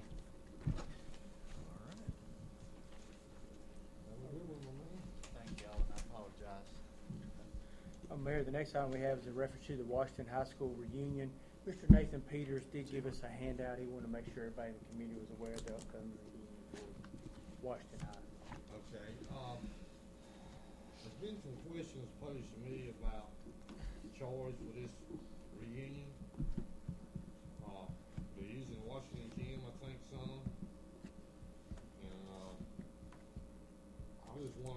help them out on, financial part of the rent. Someone mentioned to me about $700 at one time. How much are they gonna be paying for everything they're doing at their reunion? I have not heard the request yet, Mayor, but generally what your fee schedule is $100 a day for non-for-profits, $400 for business,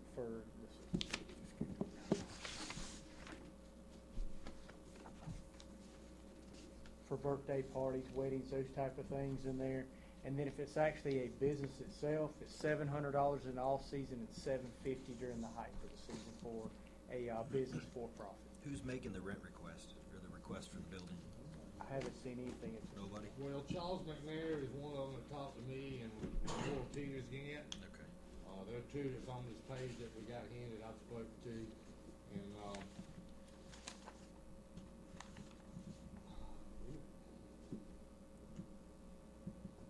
Can how many days are they actually gonna be in renting the Washington Gym? 2 days, I think. Ma'am? Labor Day and the day after. So you need 2 days? I think that's what they're proposing, yes, sir, ma'am. Well, no, this, yeah, that's 9/1, 9/2, 3, and 4. They're having something going on all those days, yes. Yeah, they're gonna have, And, on Friday, like it's gonna be in, Washington High School Museum. yes. Is where it's gonna be that day, and then Saturday will be at Ronnie B's. Ronnie B's, yes, And then you're correct. Sunday, church service at New Bethel. That's right. And then when are y'all using the I gym? don't see it in here. I don't see a, That might be Saturday evening, yes. okay, after Ronnie B's or before? Before you eat or after you eat? Don't give me hard questions, I'm not sure. All right, well, Or you we can got a use little time to Friday come when up they with a come fee in for and y'all, for I people to think rent. it's meet and greet, maybe.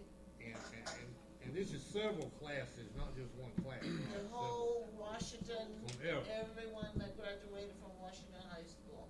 Okay, well, I just, think we should give consideration when we do go to tell them what they're gonna have to pay for that one night. I mean, it's not a money-making thing, so. And look how much money they're bringing into the area. Exactly. Yep. We'll get it all situated and all before the time. All right. The next item we have is a reference to the deposit ordinance. Mayor Patterson want to talk to you tonight about it. I just, at one time, we were talking about raising our deposit by $50, going from what, $100 now to $150, and we never did do anything with it. Nope. So, They got voted down.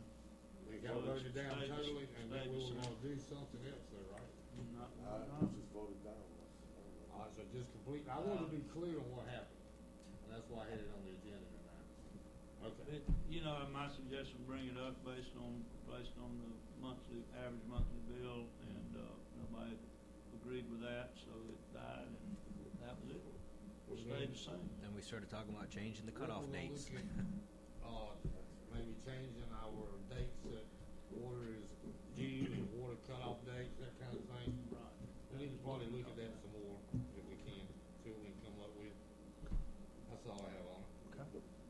All right, the next item we have is a reference to the write-off policy. Mayor Patterson want to talk to you tonight about it. I just wanna call for a workshop. I wanna call for a workshop, cause I'm gonna be gone that day, Mayor.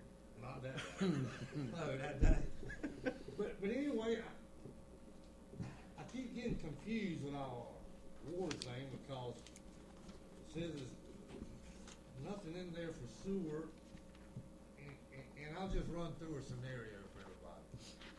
You got a man that's got a water leak on his side. He knows he's got a water leak. City knows he's got a water leak. He calls me saying, I don't mind paying for the water, but I don't really wanna pay for all the sewer. And, the man paid his water bill.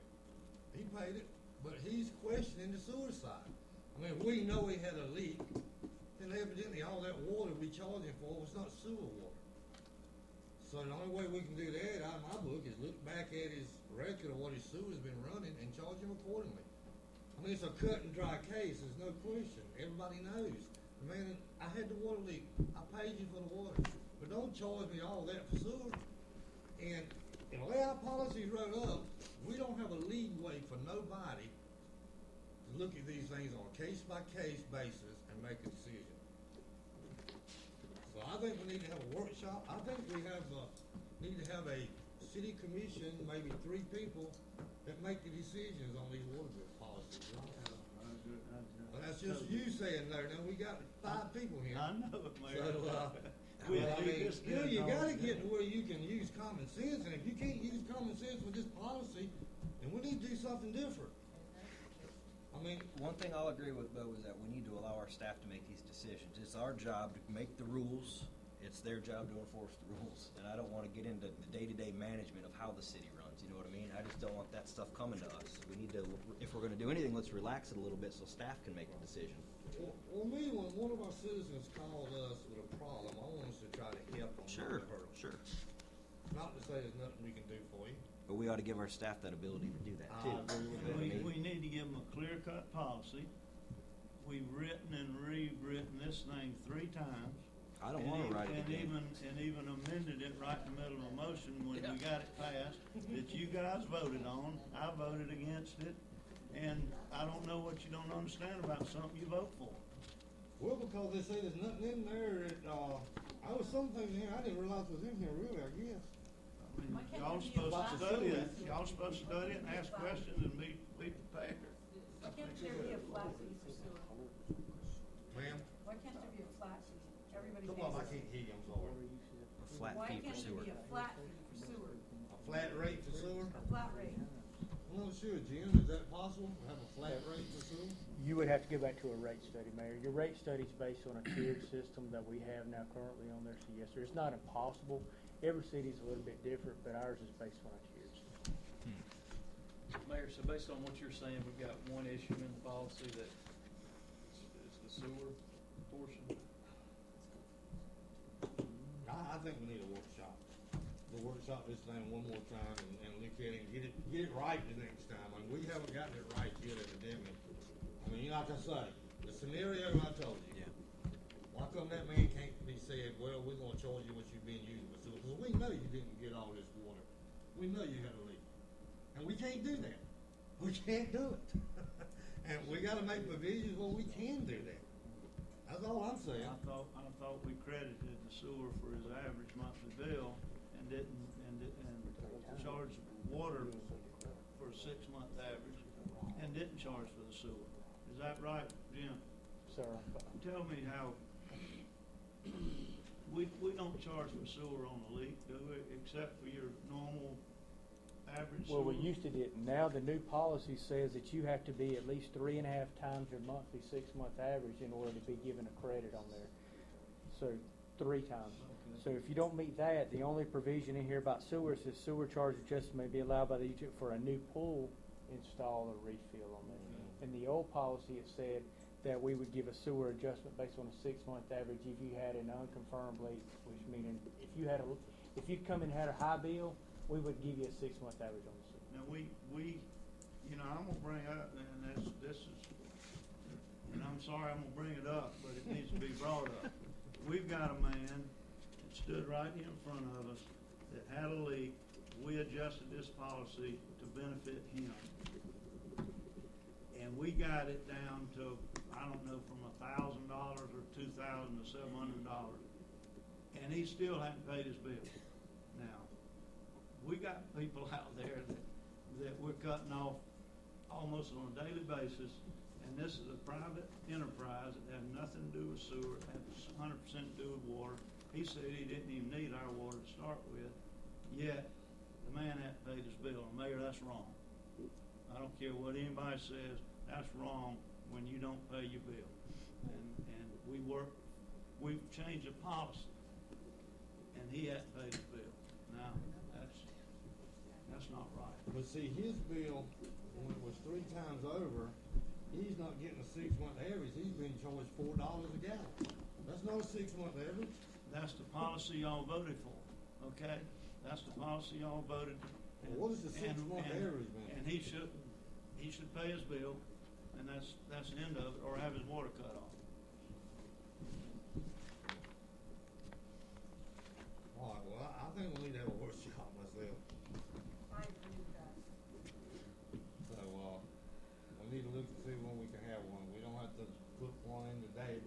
soon, we need to have a workshop on, let's get this thing down, where it's sensible to everybody, it's not hard to follow. It's not rocket science. Well, it's not impossible to pick.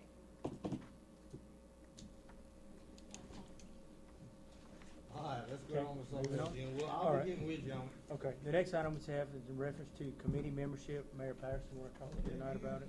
All right. Page 61. 61. Yeah, I was just wanting to see who all we had. And I think, you know, from time to time, committees need to be changed somewhat. If someone's been on there for a long time, yeah, they're volunteering to do this, but maybe there's somebody else out there in the community that would like to volunteer sometime and be on one of these committees. And, you know, I asked about this finance committee. You know, when's the last time they met, Jim?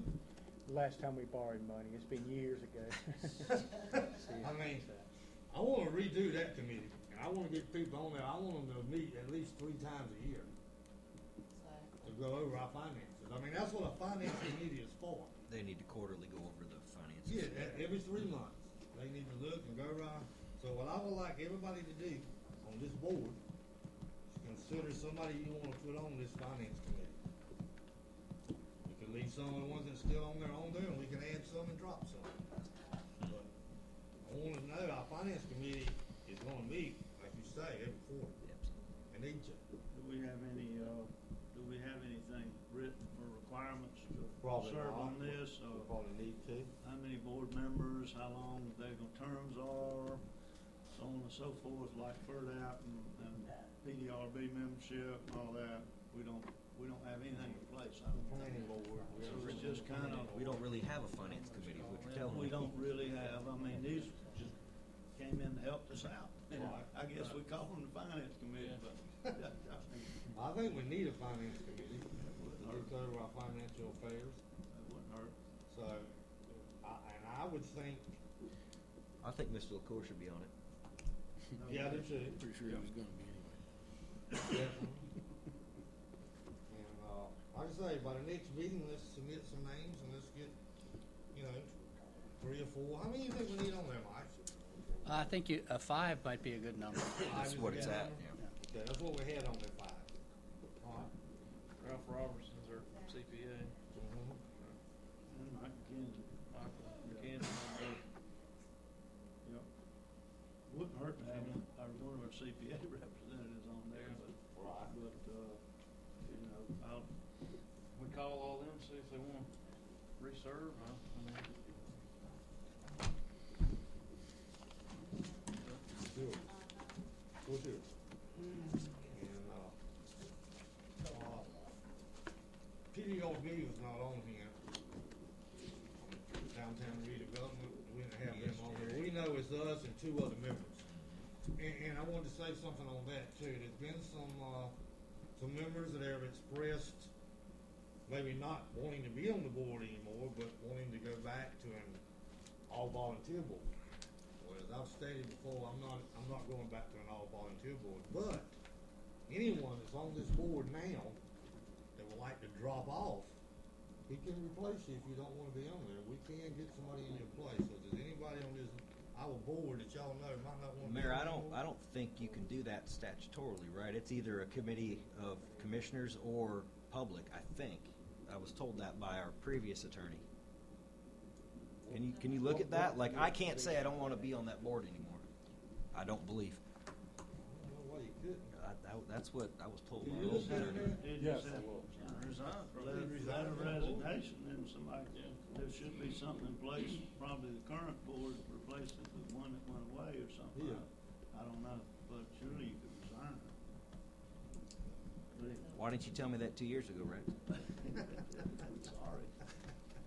All right, and another problem we got, I'm looking at this, is the planning board. We have a 4-4 vote. We got 8 members, we either need to cut that thing down to 7 or go back to 9.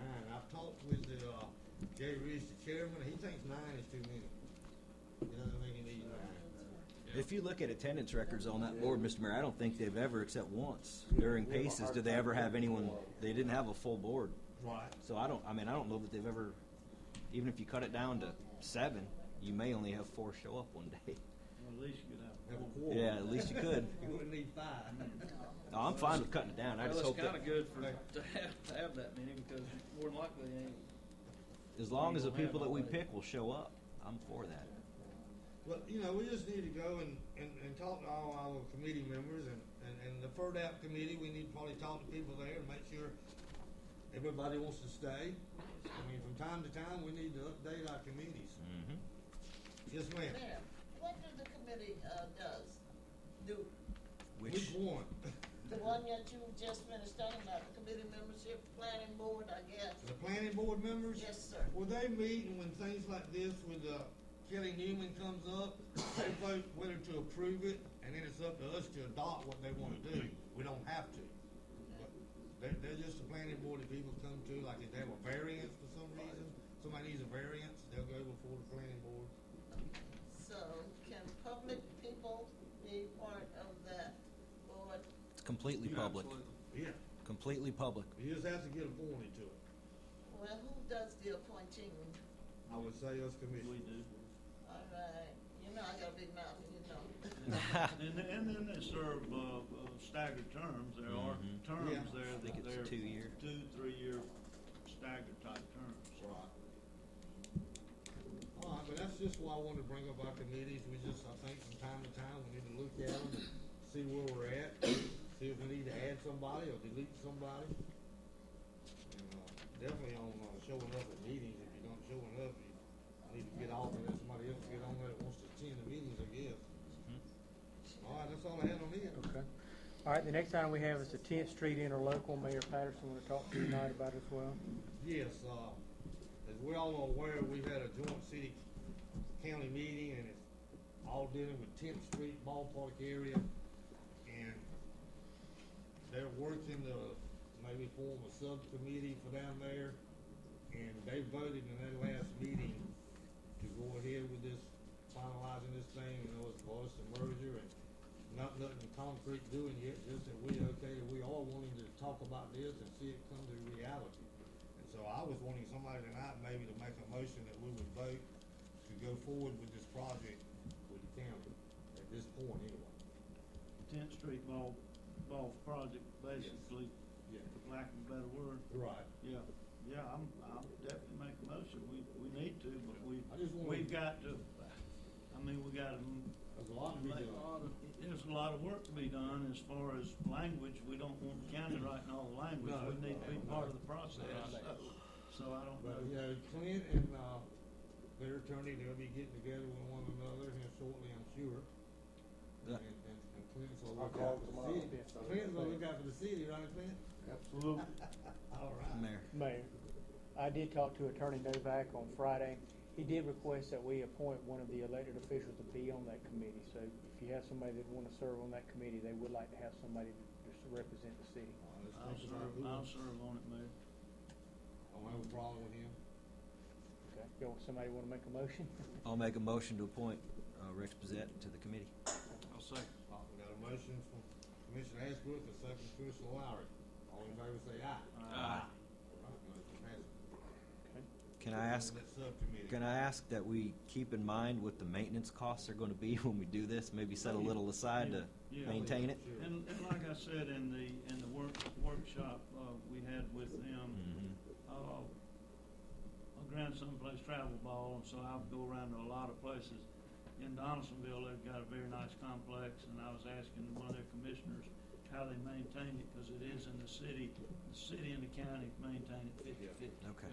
Yeah, I think we can be able to work that out too, but we got a motion on the floor to agree with this from Commissioner Bezet. Do we have a second?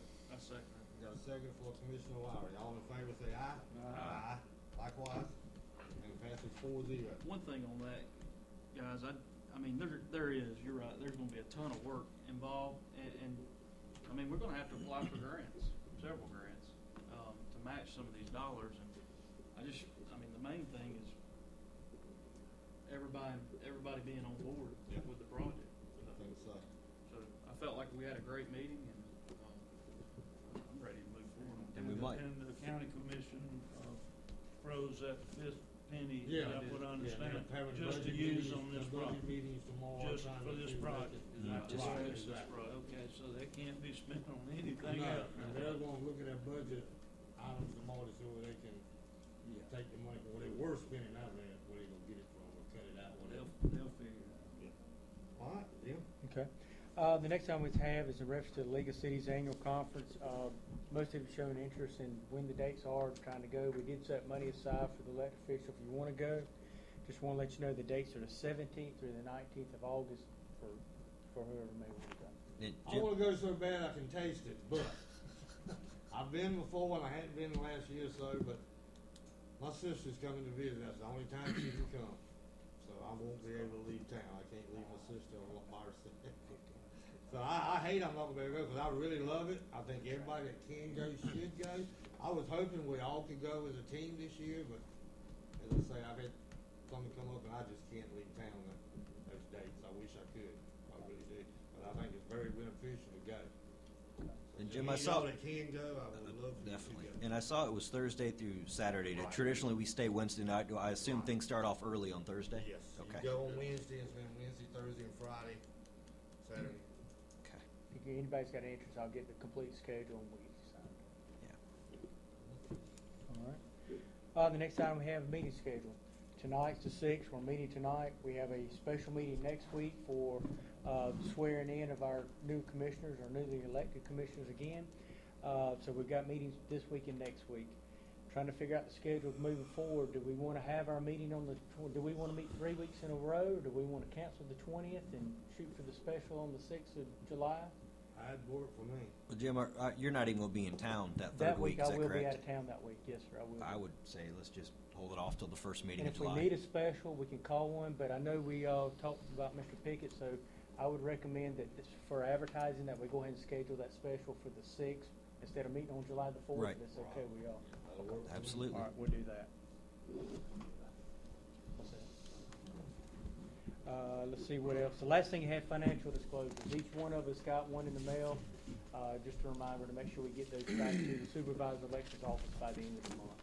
You'd have to sign up for election this year. You already filled one out, right? I did. already filled mine out.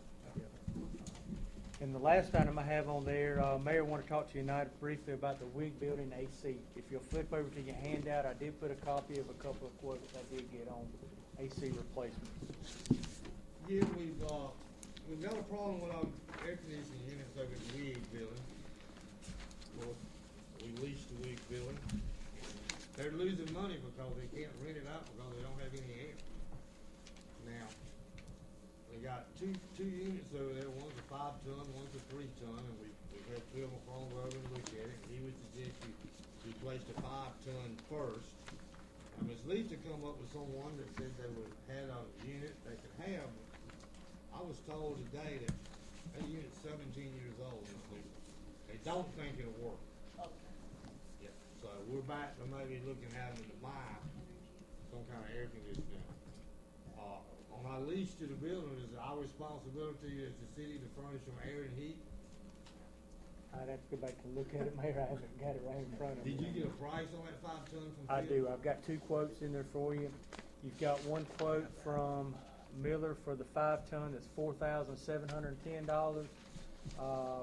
Philco came in a little bit lower at $4,343 for the 5-ton. And there's that island, we don't have to go out for bids, do we? That's less than the $10,000 threshold, less than $5,000. So all we got to do is get you some quotes. How much money can you say again on the 5-ton? How much? $4,343, Mayor. Gentlemen, we need to get that air conditioner fixed some way, somehow. I also have comment to make. Yes, ma'am. Come on up here. You gotta come up here now. Oh, Lord have mercy. Okay.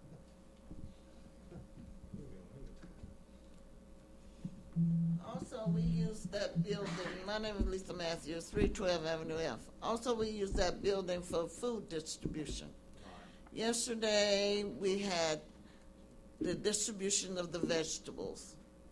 And, of course, it was hot, humid, and the people was just, as well as the volunteers and the people that was coming for the food, you should have seen them. I was exhausted. I was wringing wet. And these are elderly. Now, I call myself quite young, but these were elderly people, and they really struggled. And next Tuesday, they actually give out the food boxes. So we really need to, there's an urgency of getting that fixed. It's not just because I want to rent the building, it's because there's a need for it. Jim, you think the county would help us with that? Or not, because it's our building? Probably because it's our building, probably it's gonna be our responsibility. Well, I make a motion we buy it, we let Jim find the money, and Jim might find the money somewhere. all right, we got a motion from Commissioner Brazil, second. Second, as long as it doesn't Second come by out of the boat ramp. Commissioner Lowry, and whatever- As long as it don't come out of the boat ramp fund. I'll get it ordered tomorrow. All in favor, say aye. Aye. Motion carries 4-0. That's all I have. As soon as we can get it in, and then we'll have to look at the 3-ton later. All right. That 5-ton will help you a lot, I'm sure. It will, yes. Okay. All right. That's it for you, Jim? Yes, sir. Public Works. Public Works. Hey, Mayor, the only item I have on my agenda is RFP 2017-07. That was for the renovations or repairs to the pavilion at the boat ramp. A month or so ago, we requested permission to design plans for that. Since that, we've done so, advertised and we received bids and opened those bids. I think you've got 2 in front of you. The apparent low bidder being Palmetto Plantation, LLC. The other, was Cathy Construction. So the apparent low bidder was Palmetto Plantation. John, that really concerns me, a $40,000 difference there. I mean, how can Well, and I'll be a honest. reasonable person be that, both of them be that far off? Well, I'll be honest, we did receive some quotes prior to formal bidding, and that $28,000 to $33,000 mark was where we were falling. So why was one double that? I mean, I have no idea what he was thinking. So that's the range I was expecting to see. You're comfortable that that's gonna do everything we've got? Everything we put in the plans that we were originally set out to do should be covered, like I said, in that range. John, I've never heard of or know anything about Palmetto Plantation LLC. Do you know anything about the company? Have you worked with them before? No, we have not. Where are they from? Their office is located in Jones Homestead, is where the guys, bid came from. The company itself is registered out of Lakeland, Georgia. Can we just table this till next week, and can you reach out to that company and make sure that it's apples to apples what he's bidding on, and maybe do some digging and see if we can find out anything about this company? Certainly will, sure. We need to have a conversation with the apparent low anyway for other reasons, so that would be I'd probably be more a good comfortable idea to voting do on that. this when he gets a little more information on it. So, but from a range perspective, like I said, that bid fell into where we expected. Right. So, we'll table it. I'd be more comfortable just wait until next Tuesday. Ain't no problem with that, John? No, sir. All right. One problem, is anyone when get some kind of sign out there that says keep off? We'll put something up. The reason I'm saying, somebody brought it to my attention today, they saw plenty of people, even though you got a crossbar over there, they still getting up on there. Somebody brought it to my attention today. We'll post it, yes, sir. Okay. All right. What else you got, John? That's it. Unless there's any questions for me. Question for John? 2 things for John, or one thing for just general information. Went to Centennial after that heavy rain this morning, there were no leak except around one window. And he indicated that Jimmy hadn't had a chance to trim it out and get it caulked up, so maybe that money we spent coated those areas, maybe, knock on wood. And the other thing, John, our door. Yes. Could, by the next meeting, can we have something that? Well, we can discuss it right now if you'd like. Yeah, I'm ready to, of course, get rid of those big old glass doors, and my idea, and John and I talking, was to leave the glass side lights and then frame up where the 2 big doors are now, and either have 2 wooden double doors or one wooden door, but I think we're gonna need Just some French 2 doors. wooden to make it look right, otherwise we'll have to put a little old plywood panel in there, so having the glass side lights, of course, let people kind of look in and see if we got a meeting going on or whatever. Right, I mean, and obviously the price can be determined as to whatever the desire of the board may or may not want, you know, I mean, what, initially we priced was, you know, just kind of standard, you know, hollow core generic doors. But they can be whatever the board wants, so unless I really have a specific idea that you guys are looking for, I mean, it can be anywhere from $1,500 to $5,000. Mayor, would you like me to sit down and work with John and come back with a plan on, instead of hollow core Luan doors or something like that? Let's, you know, if we're gonna be out here, we need probably a solid door and so forth, so. John, we'll get together one more time. Good, all right, perfect. All right. Anybody else have anything for John? Larry? Mr. Mayor, I really don't have nothing for the board tonight unless there's questions. You got a job opening? No, sir. I heard there was something in the paper, or going to be in the paper, but, oh, no, Larry, okay, remember, I get you again. All right, that's right, so the other end. All right, anybody have anything for Larry? No, sir. Finance director? Two things, Mayor. First of all, the Stackhouse is open. The Stackhouse is open Monday through Friday from 8 to noon for kids from kindergarten through 6th grade. They close for an hour from 12 to 1, and they're open in the afternoon from 1 to 5 for kids in 6th grade through high school. So they had, I think, 76 kids on Monday go through the Stackhouse, so that is open. We did not receive our audit from Ben Vance, but we did talk to him this week, and he said he hoped to have that draft to us by Friday. And we have a June deadline, June 30th deadline to file all our reports on that, so we certainly will follow up with him to make sure we get the audit in for last fiscal year. And as you know, we've discussed in the past, we're working on the budget, and I'll have our final 2 meetings with staff this week, and we can compose a budget that we can then push out to you for your review, and we can start the process of reviewing the budget in July and August.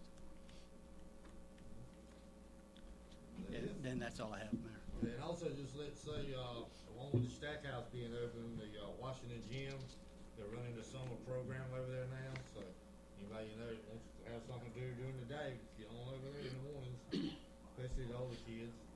They go to Stackhouse in the afternoon. And that's all I had, Mayor. Anything else for Mike? All right, Kevin. Yeah, we're losing one of our operators. He's been there 5 years, and he's gonna, he'll be moving. Kansas? Mm-hmm. So, that's the He's a top job. dog, isn't he, or not? No, but, yeah, he's been there long enough to where we'll feel the miss, you know, he'll be missed. Yeah. He knows what he's doing, that kind of stuff. So anytime you lose somebody that's been there, that He had his license, didn't he? Mm-hmm. Yeah. So that'll be a slot we're trying to fill. Right. Anybody have anything for Kevin? What's his rain doing to us? We're still in pretty good shape. We still got 4 foot of freeboard on the pond, so, you know, while it was dry, we were steady pushing the water out. So How about the algae? It comes and goes. Now, Yeah, it was bad one day. last Friday, we had algae that popped up, and by the weekend, it broke up and it, was done. Right. So right now we're looking good, but it's going to be all summer. Off and on. Yeah. Okay. At least it's not big and bulky like it has been in the past years. So All right, anybody have anything else for Kevin? That all, Kevin? that's it. All right, thank you. Yes, sir, come on. Yes, sir. Good evening. Couple updates on the boat ramp. Like we talked about last week, they didn't really do a whole lot. Kind of kept it open for the holiday, for snapper season, all that. So the work on the north side is pretty much complete. They still got some of the timber dock to finish, which they're trying to get done the rest of this week. Today, this afternoon, after the rain let off, they started demo on the south side. They'll continue that tomorrow if the weather allows, with the idea of hopefully on Thursday start driving new sheet piles on that south side. And if the weather allows and they progress to that point on Thursday, they'll close that south lane. So right now, 2 lanes have been open for a week or whatever it's been. Thursday, possibly, that south side will get closed, and they'll just flip-flop from where they've been. So as soon as they finish on the timber on the north side, they'll come over to the south side and work on that. So that's kind of where that'll be over the next couple of weeks. Similar to how you saw the north side progress, you'll see that same thing on the south side. Duke Energy got the overhead line out of the way. Thank you for help with that. So they're good to go. Nothing's stopping them, just weather and them getting after it now. So Long Avenue, the water plans, we picked those up from Mr. Grantland today with his comments, and we'll get those turned around. We hope next week to have those turned back around to him, get back the revisions he wanted, and kind of get the water line moving along. So that's where we're at on those. Those are the updates I had. Jones Homestead? It's still in the future. We're trying to get Long Avenue water out of the way, get that sewer plan out of the way, and then we can turn on Jones Homestead. We got still. We had a new sewer customer the other day, and then Mike told me where he lived. Yeah, we have about 7 or 8 people that have Okay. indicated they want to hook up. Any more questions for me? No, sir. That was it. That's all I had. All right, anything for Clay? Thank y'all. Thank you. All right. Code enforcement, everybody looking for code enforcement? Richie's been sending this stuff to me. Yes, sir. Everybody else getting letters, I imagine? All right, police department. I've got a short list from the chief, and You I are the believe chief. The next- I believe Exactly one of them's what? been taken care of. He wanted to know about the policy manual that we put before y'all to get approved. That's going to be in the HR committee. Is that That's what- correct. okay. We're going to take a look at it. I know that the state's attorney's office went through, so that one will probably be pretty quick. Yeah. Also, he wanted me to speak about our Public Safety Day we're going to have on June 24th. It's going to be in the First Baptist Church parking lot. It'll be from 10 till 2. Everything's free. There's going to be about 50 agencies there. There's going to be helicopters, robots, EOD, the military.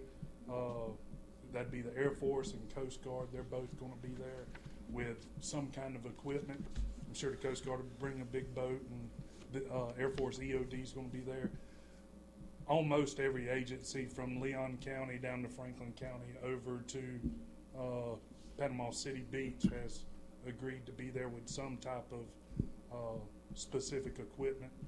It's going to be huge. I think we're probably going to fill up the First Baptist Church parking lot with first responder equipment, and there's a few non-first responder agencies going to be there, like the Red Cross and Salvation Army and stuff like that. We've been all over Northwest Florida posting these flyers and everything. I brought some today that I had in my truck. I think there's about 10 if somebody from the public wants to come up and get one. We've been hanging them at every store. And The Chamber of Commerce blasted them out today as well online. So. Cool. I believe we have some radio ads and maybe some local TV spots that it's being publicized in. But everything's free.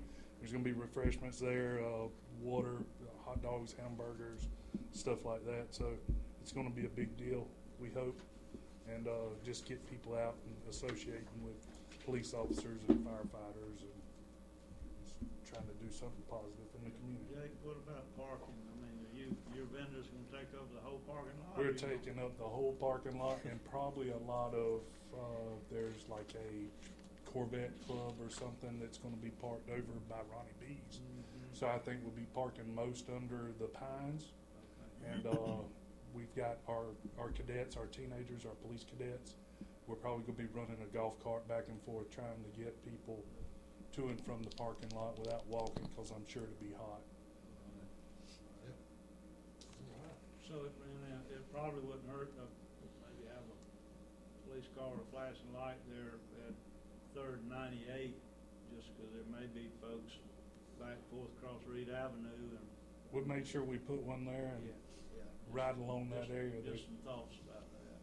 We may put 10 or 15 of them out there. And we may wanna approach Mr. Duran and tell him what we're doing and everything, and he may allow folks to park in his lot. Okay, we will. Yeah. That's everything I got, unless y'all have any questions. Any questions? Good. Thank y'all. Thank you. Mr. City Clerk. Just want to remind you, next Tuesday, we have the swearing in of the 3 returning commissioners, including the mayor. Please remember to bring your Bible to be sworn in with, someone to hold it. Judge McFarland will administer the oath of office, and we'll meet at 6. Correct? Yes. 5:30 for the actual reception, 6 o'clock for your special meeting. Mr. McFarland's in the hospital right now, so you may want to check on his progress, I guess you would say. If not, Sandra in the morning. Anything else? No, sir. All right. Any citizens wish to be heard at this time?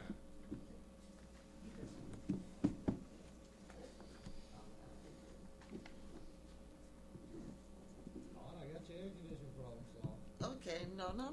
This is to thank the city and the city for the sidewalk that was put in on Avenue D.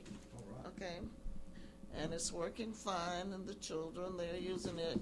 Well, we all are using it, but especially the children. So I want to give thanks for that. And the BEDG.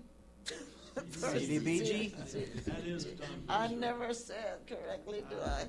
Well, anyway, so that means that we're going to start work Before long. before long? Okay.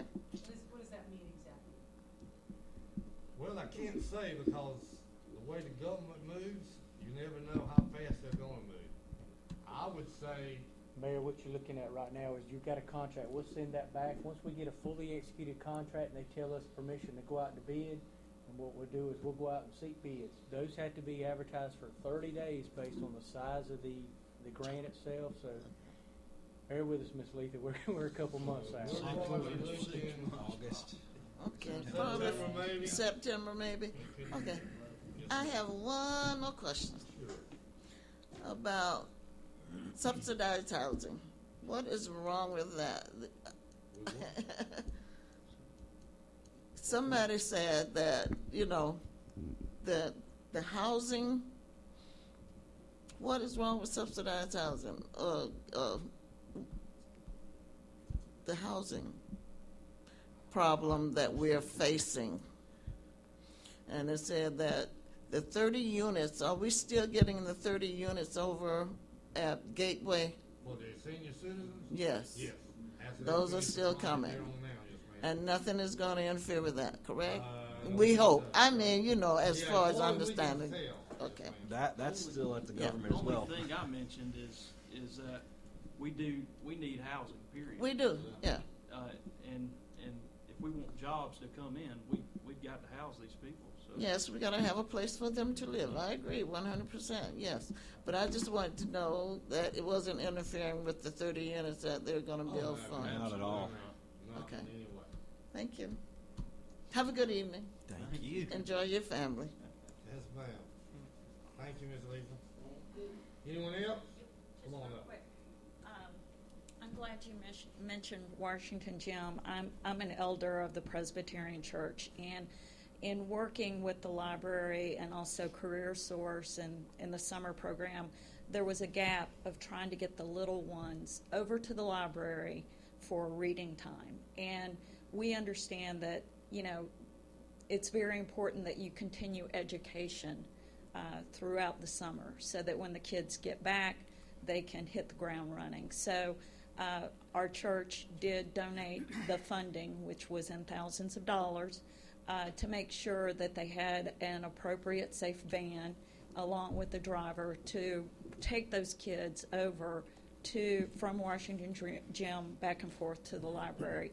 Last year, that was a gap, and again, in working with the library and our church as well as Career Source, we were able to fill that gap. So I wanted that to go out there because parents need to make sure that their kids know that that's available, especially if they're little and can't get on the bike path.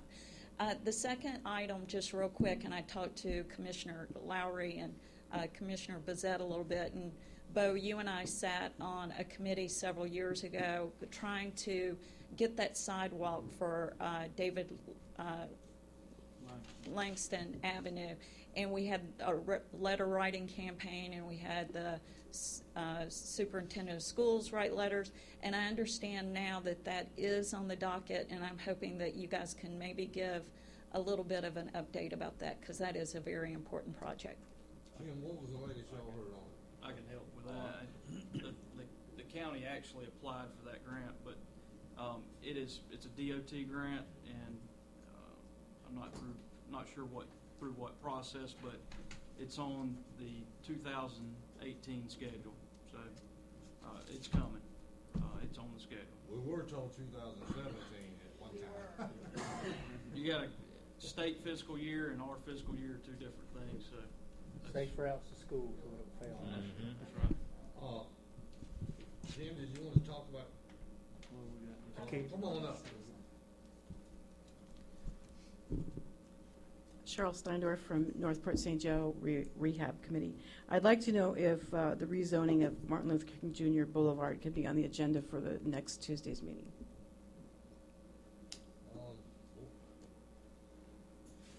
Has there been a request to rezone it?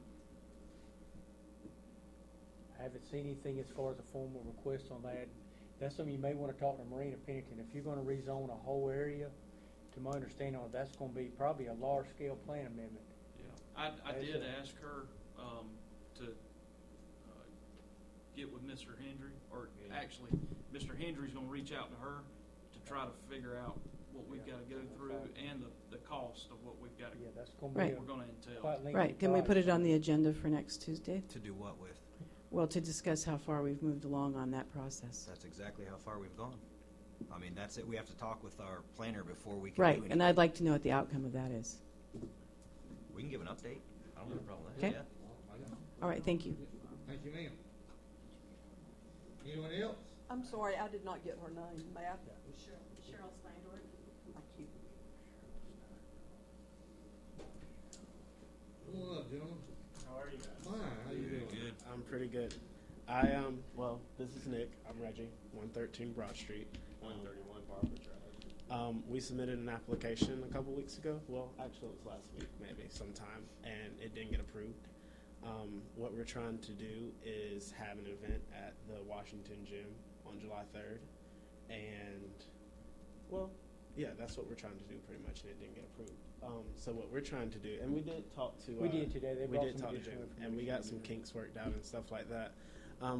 What we're pretty much trying to do is get everything 100% confirmed, and, you know, so we can move forward with what we need to do with our promotional tools and, you know, with our business, what we have going on. And so just anything that we need to get worked out, we just want to know if there's anything that we need to do right now. How about the rent for the gym? Yeah, Mayor, what they did, they brought today, they did bring in some information about, first thing we asked about who the sponsorship was, you know, somebody that was going to be at least 25 years of age on there. So they've got Mr. Cedric Bailey to actually to sign off on there for them on that. One thing that's going to require a variance from the board is the hours of operation. All of our facilities right now are bound by 12 o'clock. So that will require a variance if you want to allow it to stay open past 12 o'clock. And the other thing they asked about was a waiver of the fees on there. Right now, for a for-profit business, the current fee is $750 during the summer plus a $300 deposit, which will require commission action. Well, this is not for profit, is it? Well, we're registered as a for-profit organization, but we like to, with each of our events, find a charity or community or something to give the money back to. So what we want to do with this is donate at least $1,000 or more, depending on our projections. We should be able to do $1,000, $2,000 just to give back to the Washington Gym for So their you're summer gonna program. charge a minute? You're charging to come in? Yeah, so we're charged as a profit to come in, but we're seeing if we can waive that because the fee we pay to rent the gym would be more money we would give to the Washington Gym for the summer program for all the youth sports and things they have going on there. Nick, what's the name of your business? R&R Entertainment. Okay, so you're a promotional Right. company. We pretty much hire talent to come into venues and we promote for that event. So anything, I mean, it could be any kind of genre that's going on. And we just promote for that event. And our job is to buy talent. And then once we buy talent, we have to promote for that event. I applaud them for being entrepreneurs, I guess you would say, but I'm afraid, guys, we're gonna open up a can of worms if we give you a waiver as a private for-profit. Right. operation. It is ideal if we do get the waiver, but if not, then we're willing to Yeah, pay and as we well. we can still do it. I mean, without if it. you were to go the suggested donation route, you know, Right. but you would allow citizens to come for free. If it's not open to everybody in the public, it's their Right. tax dollars that's heating and cooling that building that Right. you're using. So. Right. Okay. Well, yeah, we're willing to pay the fee. So I guess that's all that we have to say. Very good. So you've got the application, everything cool with that? We tried to wrap up the process today. They've got Mr. Cedric Bailey that's going to come in and actually sign up for them on there. They gave us a list of security folks on there. The time frame is to board, a meeting board to go into a 1 o'clock, or how do you want to do on the time frame? Have we ever had noise violations coming from the gym before? Do people complain about noise? You aware of any? The same night street dance. Right. So, yeah, That's I don't have a allowed. problem with that. Yeah. And so we're gonna be in a closed building, So, so. Street dance days are cheap. Yeah. Right, and we plan on 1:30, 1 o'clock, 1:30. Yeah, this is 10 to 1 here. Says 10 to 1. I would make a motion, we waive the 12 o'clock and let them stay I'll open second till that. 1 o'clock. I've got a motion from Commissioner Bezet, second from Commissioner Ashbrook. One other quick, do we know who the performer's actually going to be, or what kind of performance it's going to be, who it's going to be? Well, we decided that we do a performer that fits the demographic of people that we're targeting. Do we have a name so we can? I want to say, I don't know his government name. I know that his stage name is Iceberg, I guess you could say. Iceberg? Iceberg. All in favor, say aye. Aye. Motion carries 4-0. All right, thank you. Appreciate it. All right. Anyone else from the audience? Anyone else? All right, Commissioner Ashbrook, we'll start with you. I've got nothing, Mayor. Commissioner Bezet? Commissioner Lowry? I'm good. I'm gonna stay the same. I have nothing tonight. Motion to adjourn? Appreciate everybody coming. We adjourn.